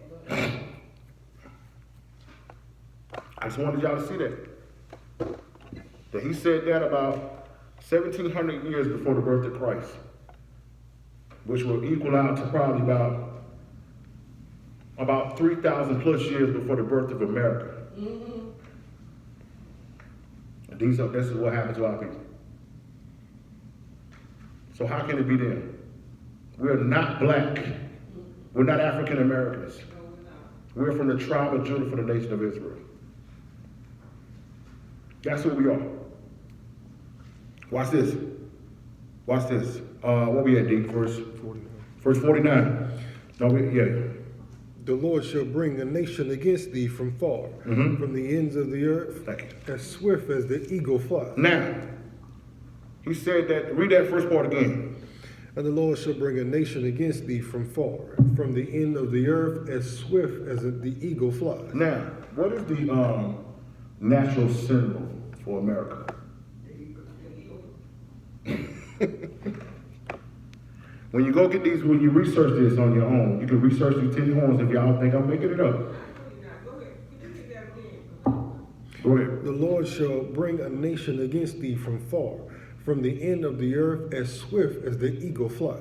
A nation whose tongue thou shalt not understand. Did we speak English? Did we speak Spanish? Portuguese? French? Belgium? Dutch? All these countries that I just named you, all of their emperors are the equal. None of these countries existed when the Most High wrote this, told Moses to tell his people. Y'all see this can't be coincidence, right?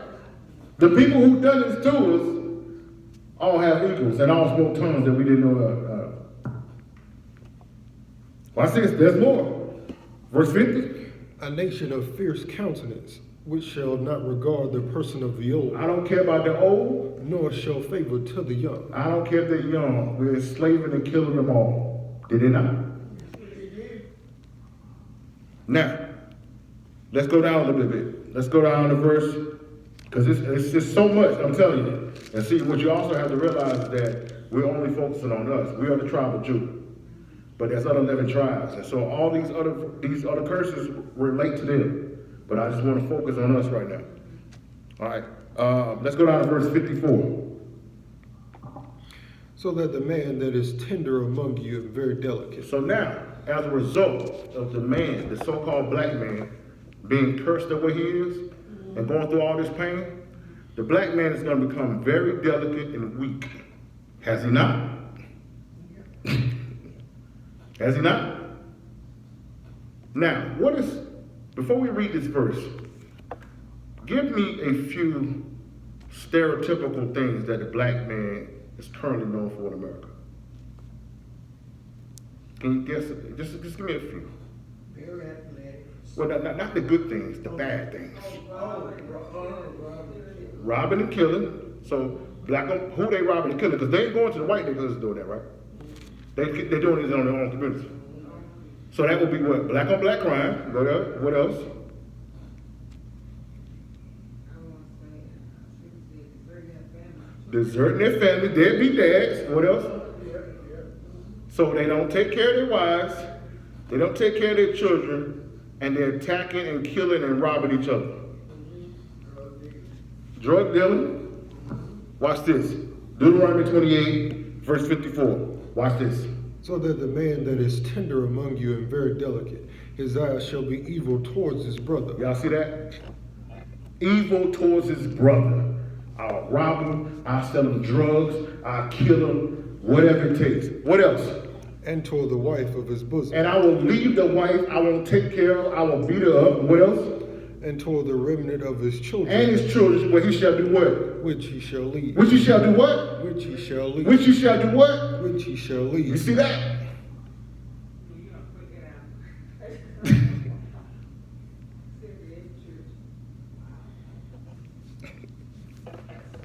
It's right here. Yes, it is, but you know, I was thinking, I And I was telling them, I noticed it, but I said, if a black man, well, I talk black, was in the position of the white man, did the best job on the top companies, got them up there, I said, we black, but we could find them, or they would be out for them. Like, they are, and if they was in, like, you know, I don't know too many on the company, I said, if we, and then that position, we had a black woman, we could have found us not a black man, no way. Right. Let them all. Glad you just said that. Let's go to Isaiah 3. This is also part of it too. So we talked about what some of the negative things of the black man. He's robbing and killing each other, not taking care of his woman. So now the family's messed up. What are some of the negative things they say about our women in our communities?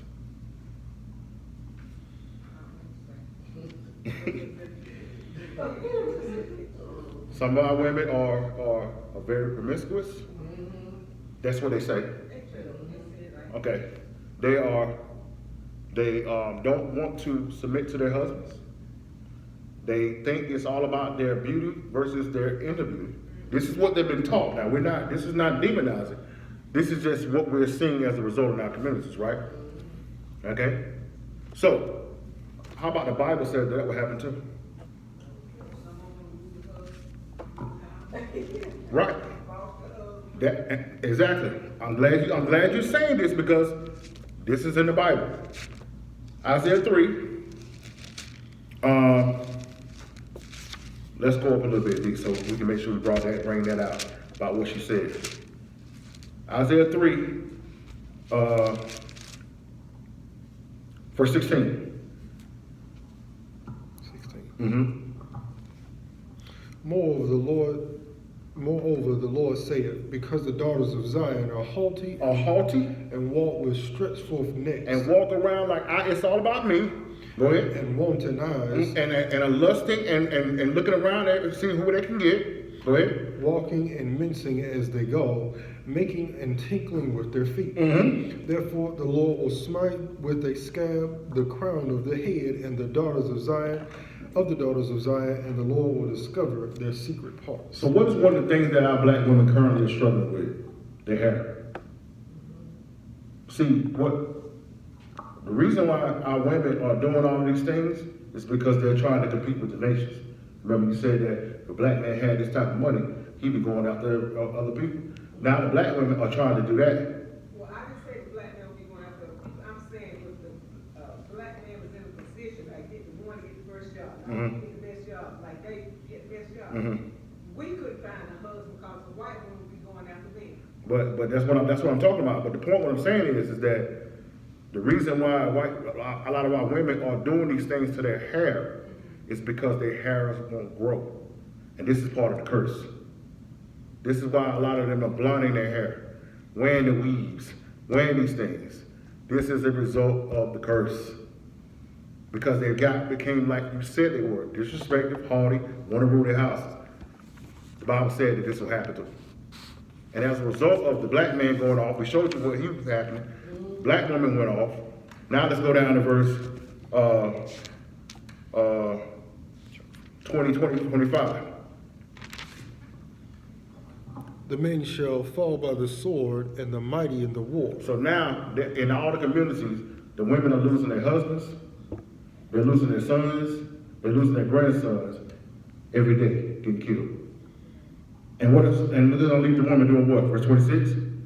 And her gates shall lament and mourn, and she, being desolate, shall sit upon the ground. Every night you turn on the news, you're seeing a black woman out on the ground, holding her son, holding her husband, holding her brother, holding her grandson, crying as he's been shot. Is this not happening? Every day.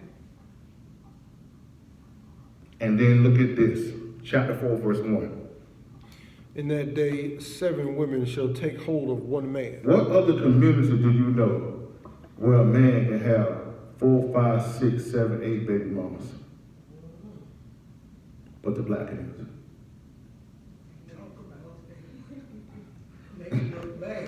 But you see, this is part of the curse.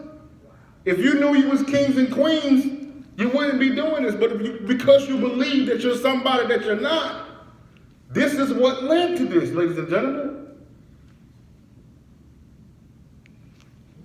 Religions can't answer this because they're not saying this.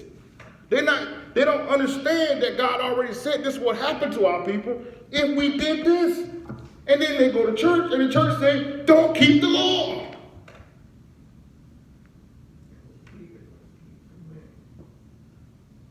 Read it, Isaiah 4:1. Look at that. Look at what he said. In that day, 7 women shall take hold of one man, One man. saying, we will eat our own bread. Listen, you don't gotta buy my food. Is it not? Because I got food stamps. What else? We'll wear our own apparel. Listen, you don't gotta buy my clothes. Go ahead. Only let us be called by thy name. Just say that I belong to you. Who else is that happening to with us? This is the Bible. Just let us be called by you. Just let me say, you got girls who are fighting saying, yeah, you might have had his daughter, but I had his son.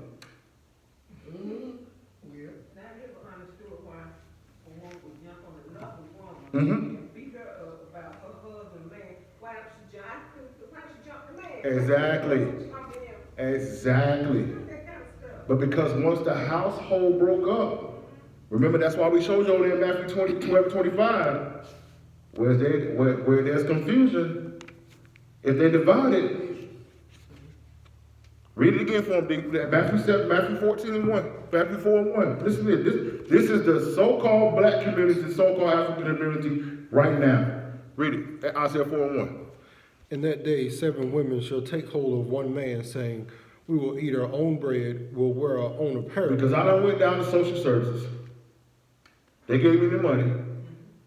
How many times you hear him say, yeah, he might go over there with you, but he come home with me. He ain't buying my clothes, but I'm buying his clothes. You don't gotta buy me nothing, you don't gotta do nothing for me. I got it. Go ahead. Only let us be called by thy name. Only let me tell everybody that you my baby daddy.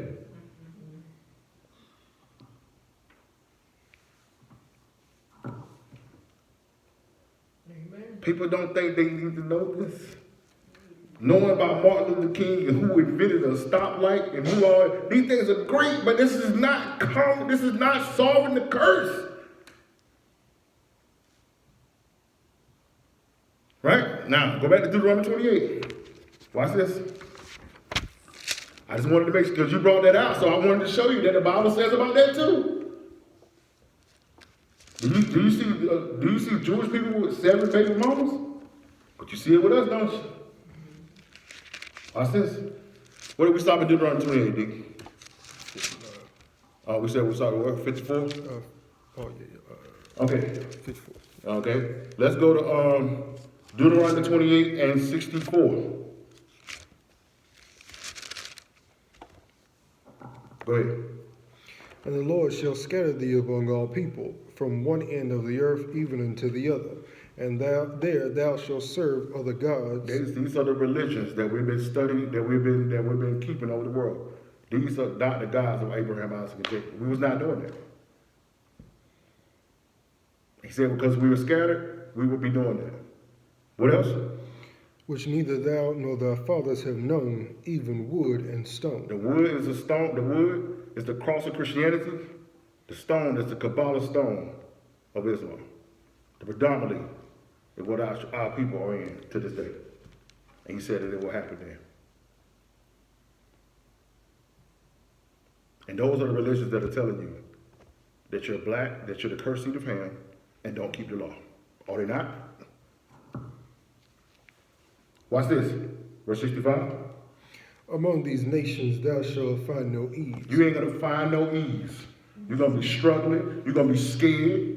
You got to sit your child down and say, when you get pulled over by the police, you got to do this and do that. Don't go here. Don't do that. What else? Neither shall the sole of thy foot have rest. But the Lord shall give thee there a trembling heart and failing of eyes and sorrow of mind. what was happening to our people during the times they were getting lynched all the way? You were scared. You didn't know if your husband was gonna make it home from work. And then when they started to do the desegregation, you didn't know if your kid was gonna get sent to school and get killed by somebody who didn't want them there. Now you're out in the community. Not only you got to worry about the Klan and all these people trying to kill it, but your own people. No peace. Trembling eyes. Is other communities looking like ours? And we asking ourselves, what's the problem? Why is this happening? It's the curse. See that? Yeah. But what would happen if every leader of every community just sat out and said, you know what, from this reform, no more religions, drugs gotta go, we're keeping the Sabbath, we're keeping law, statute, commandments, and we're done with all of that. What happened to this whole country would crumble? Because the criminal justice system wouldn't happen to them, prisons would empty. But not. Because they're gonna tell you that this don't matter. Watch this. Verse 66. And thy life shall hang in doubt before thee. Man went down the road, car broke down on the side of the road. He waved down the police, get some help. They shot him dead, say he won't be compliant. A man was sitting out in Charlotte, was sitting out in his car, waiting on his child to get out of the school bus. Police pulled up, say, hey man, what you doing? Waiting on my child. Killed him right out in front of his house, waiting on his child. A man sitting in his house, sitting in his house on his couch. A white police cop come into his house, shoot him dead in his house. And he said it was an accident. And then the guy that lived down below him, down the hall from him, that was going to be the evidence, he turns up dead days later. A man standing out in the corner, selling cigarettes. The cops come, choke him out, kill him. Trayvon Martin walking home. Man go out, kill him, not guilty. Where else and who else is this happening to but us?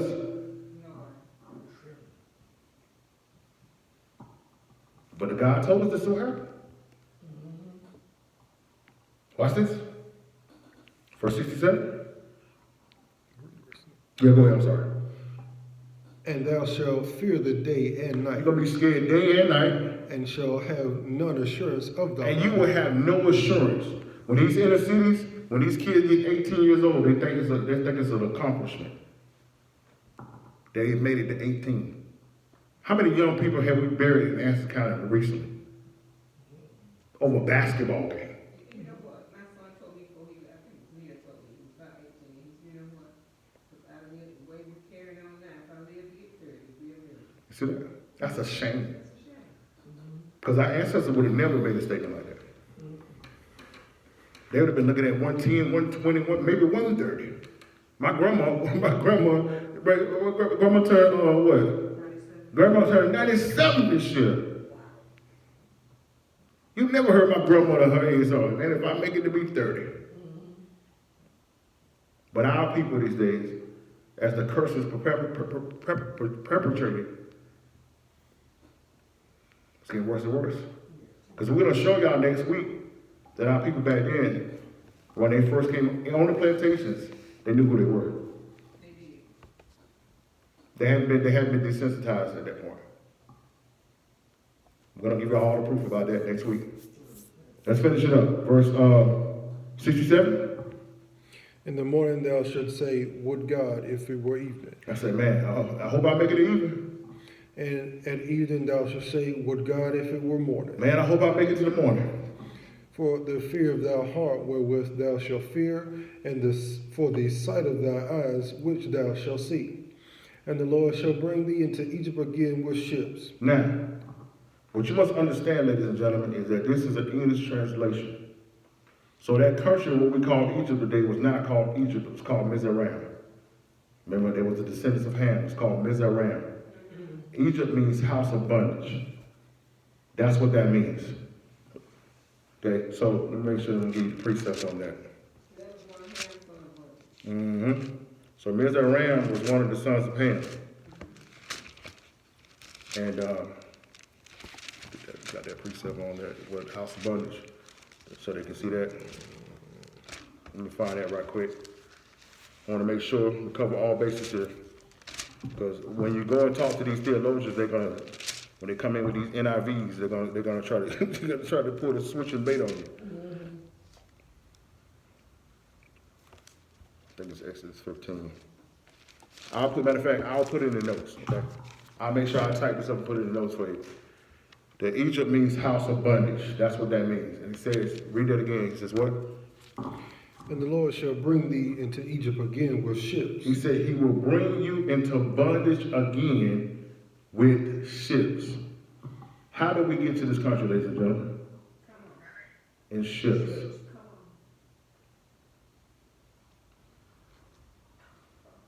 With ships. Oh, it's fine. With ships. Ships, that's right. Who else you know went into slavery in ships? Yeah. Read that again, Deuteronomy 28. 68. And the Lord shall bring thee into Egypt again with ships, by the way whereof I spake unto thee. Thou shalt see it no more again, and there ye shall be sold unto your enemies for bondmen and bondwomen. Who else did that happen to? Who else? What other nation in the world went into slavery in ships? That's it. And so then you would be sold as what?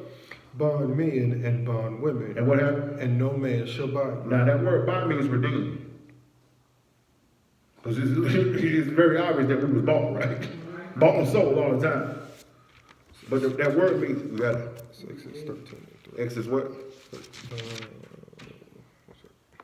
And it's very obvious that we was bought. But what you have to understand is that we were not redeemed. See, many people, I guess, many people believe that the Emancipation Proclamation freed you. Read it. The Emancipation Proclamation said all states of the Union. The southern states of America was not part of the Union at that time. So how can you free slaves in a Union in states when they weren't there? Now, West Virginia, Kentucky, and Missouri was not Missouri. West Virginia, Kentucky was still in the Union, but he said they could still have their slaves. Okay? They can still have it. And if you read in depth into the Emancipation Proclamation, they said that it was contraband. It wasn't like we was being treated as humans. It was like, you know, I come to your country, we're at war, I take your cattle, your land, your gold, and your slaves. You were not considered a human. You was just contraband that I was taking because I won a war. But what people also don't know is that when they, in the 13th, 14th, 15th Amendment that's supposed to delegalize slavery, they also have a part in there that says, unless punishable by crime. So slavery is still legal in America if they deem you a criminal, i.e. the prison system.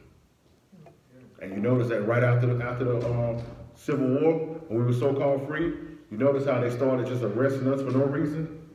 And how people went in there and working on what they call working on the chain gang? Slavery. If you don't believe me, all these for-profit jails out here, guess who own those for-profit jails? The Jewish people. Why would you have a prison for profit? Yes. A lot of the states accepting these prisons because by doing that, it takes them from having to fund them. So the Jewish people go into a country, go into a state, build a prison, and pay all the people, but they're making money off the government. Those same record labels that in the 90s, when the rap music switched to tell the people to sell dope and sell and commit crimes, they all owned by Jewish people as well.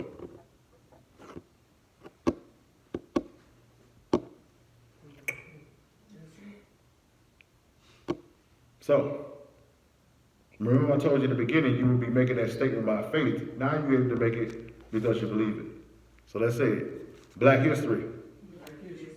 starts as slavery starts at slavery in America. in America. But our history But our history goes back thousands of years goes back thousands of years before that. before that. So someone asks you now, who are you? What would you say? I'm an Israelite. You know, my sister-in-law said that a long time ago. Really? 34 years ago. She knew something. I know a lady, Prophetess Hawkins that was here last week. She was born up in New York, and her parents told her that from birth. She's the only person I know that knew it from birth, personally. Their church go back 50, 60, 70, 80 years up in New York. And you, My granddad's mother, she was born a slave. Mhm. She's so old. I think she died in the 1940s. Mhm. And you know, our parents, the grandparents, they didn't get their education. They had to learn as they go. You know, come up to home, read as they go. Right. They didn't have the education we had.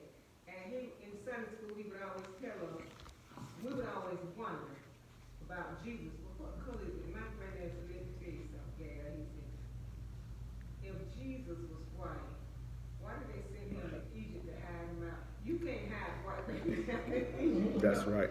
But see, we couldn't say nothing to the rest of the people because they thought we were assassin, you know. for what's Mhm. going on with it. Right. So, we couldn't say anything, even though he was trying to tell us. He didn't know everything. But he just told us that, now you know, you can't send no white baby down in Egypt and hide him out. That's right. That's right. And that's a fact. So, ladies and gentlemen, you're not black. You're not African Americans. You're from the tribe of Judah, from the nation of Israel. You are God's chosen So people. we are a tribe from Judah, The tribe of Judah. hmm tribe of Judah. hmm And somebody said, well, who are you? What would I say? I'm an Israelite. You are an Israelite. It's not a religion. It's not a belief system. You have the blood of Abraham, Isaac, and Jacob in your veins. This is not a religion to us. This is our life. This is who we are. Christianity is our faith. No. Christ is our faith. Yeah, your faith is in Christ. Yeah. Yeah, but you don't follow no religion. This stuff in this Bible is this is your heritage. They follow religion. This is your heritage. And remember, because that's why I asked you before. I said, who created the religion of Christianity? It was the Romans. This didn't come from here. And what I'm going to do is, after the 4 weeks is over, we teach you all the things about who you are. I'm going to send you guys a video that we did that's teaching you. It's entitled Christianity versus the Bible. And it's going to go down the Bible. It's going to go down all the belief systems of Christianity. It's going to show you how it's completely different than what the Bible says. The Jews, they didn't believe in Jesus Christ. They the one wanted him killed. And the Romans killed all the Christians that believed in Christ. And now they got the big church up and said, Yeah. in Rome, there was the murders. Exactly. So, Don't make sense, do it? yeah. Don't make sense. How can you be the one who killed Peter, killed Paul, killed all the disciples and apostles, but now you the one that running the religion? But they said in the museum of the Vatican, it was told not to let anybody see the kind of papers that they had in there because of, I found a picture of it, because they had relics of the Syrian captured the Jews. Mhm. And you have seen those pictures. Yeah, they got cornrows. I seen it. Yeah, they got cornrows. Of the Jews, but they said never let anybody read that. Yeah. They said, some papers you can't see. Oh, you're gonna see all that next week. You're gonna see all that. We're gonna show you the pictures of what they got in Russia, and we're gonna show you they got all the Jesus and the disciples on the churches in Russia, all black people. Okay, it's everyone in the world knows who we are except us. Every church you go to over there in the east, Mm. country, they have Jesus on the black, as black. Yeah. Only we have him as white. And that only started, last week we went over that. That only started in the 1500s when they called it the Renaissance period. Because as you mentioned before, the Moors and the Israelites were ruling Europe through what they call the Dark Ages. That's why they call it the Dark Ages. Because once Rome fell, the people of Northern Africa took over Europe. Yeah.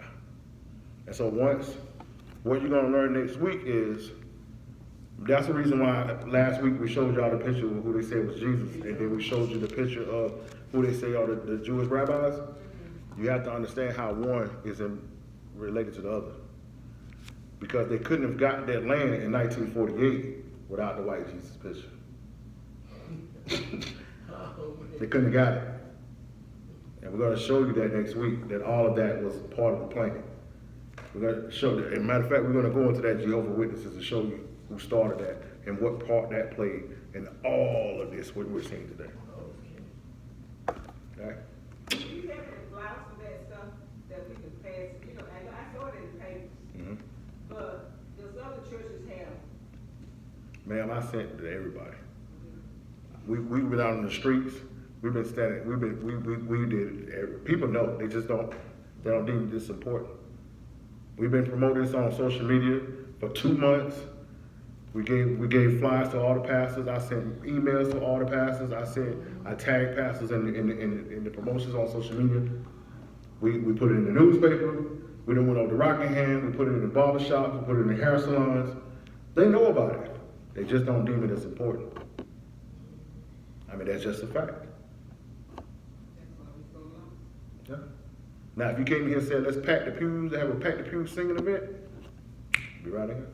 And they go home, back to desolation, and say, man, why does this continue to happen to our people? Oh, it's Trump's fault. It's America's fault. No, it's our fault. I know my mom used to say, when my mom was back, very much the family was back, slave, she was back around 1825, that's where she go. And she was like, they said, do you know your people? Where they come, these mountains come from reservation, I know where I come from. You just don't know where you came from. Right. All right, so. Any other questions for today? We're good? That was good. It's good, I love it. I love that you guys been here last week. I miss it. Well, if you make sure you give me your email address, and I will send you the printout from last week, and I will send, do you have access to the internet? Yeah. I will send you the videos. It's on YouTube. I will send you that so you can watch those videos. And I'll make sure you get it. I know I'm not so upset that you tell your sister stop buying chicks for me, but I got other plans. So we can't. Well, we thank each and every one of you for your time.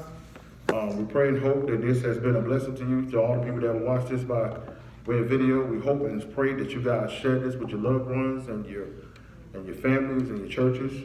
And we will do anything we can to support you. I want to ask you this, I know you're gonna was here for this month, but have you considered other churches participating in, I know one would like to have What was that? Fairview of the Burns, I was telling my sister about, it, you know. Let them know. The reason she's not here because she was into something like the Lion King, you already there. And when it sing the Lion King. Yeah, up at the Lockhart Taylor Center, they had Oh. a song get played up at her church, she was talking about, and I was telling her. The Lion King. The Lion King. Okay. Well, let them know. And Also, this is a church in Rockham, you know, Reverend Ward, the VA. well, we love each and every one of y'all. And I'm gonna ask you a question. I'm just starting the video. We love each and every one of y'all. And anything we need, don't hesitate to contact us. To all my people, shalom.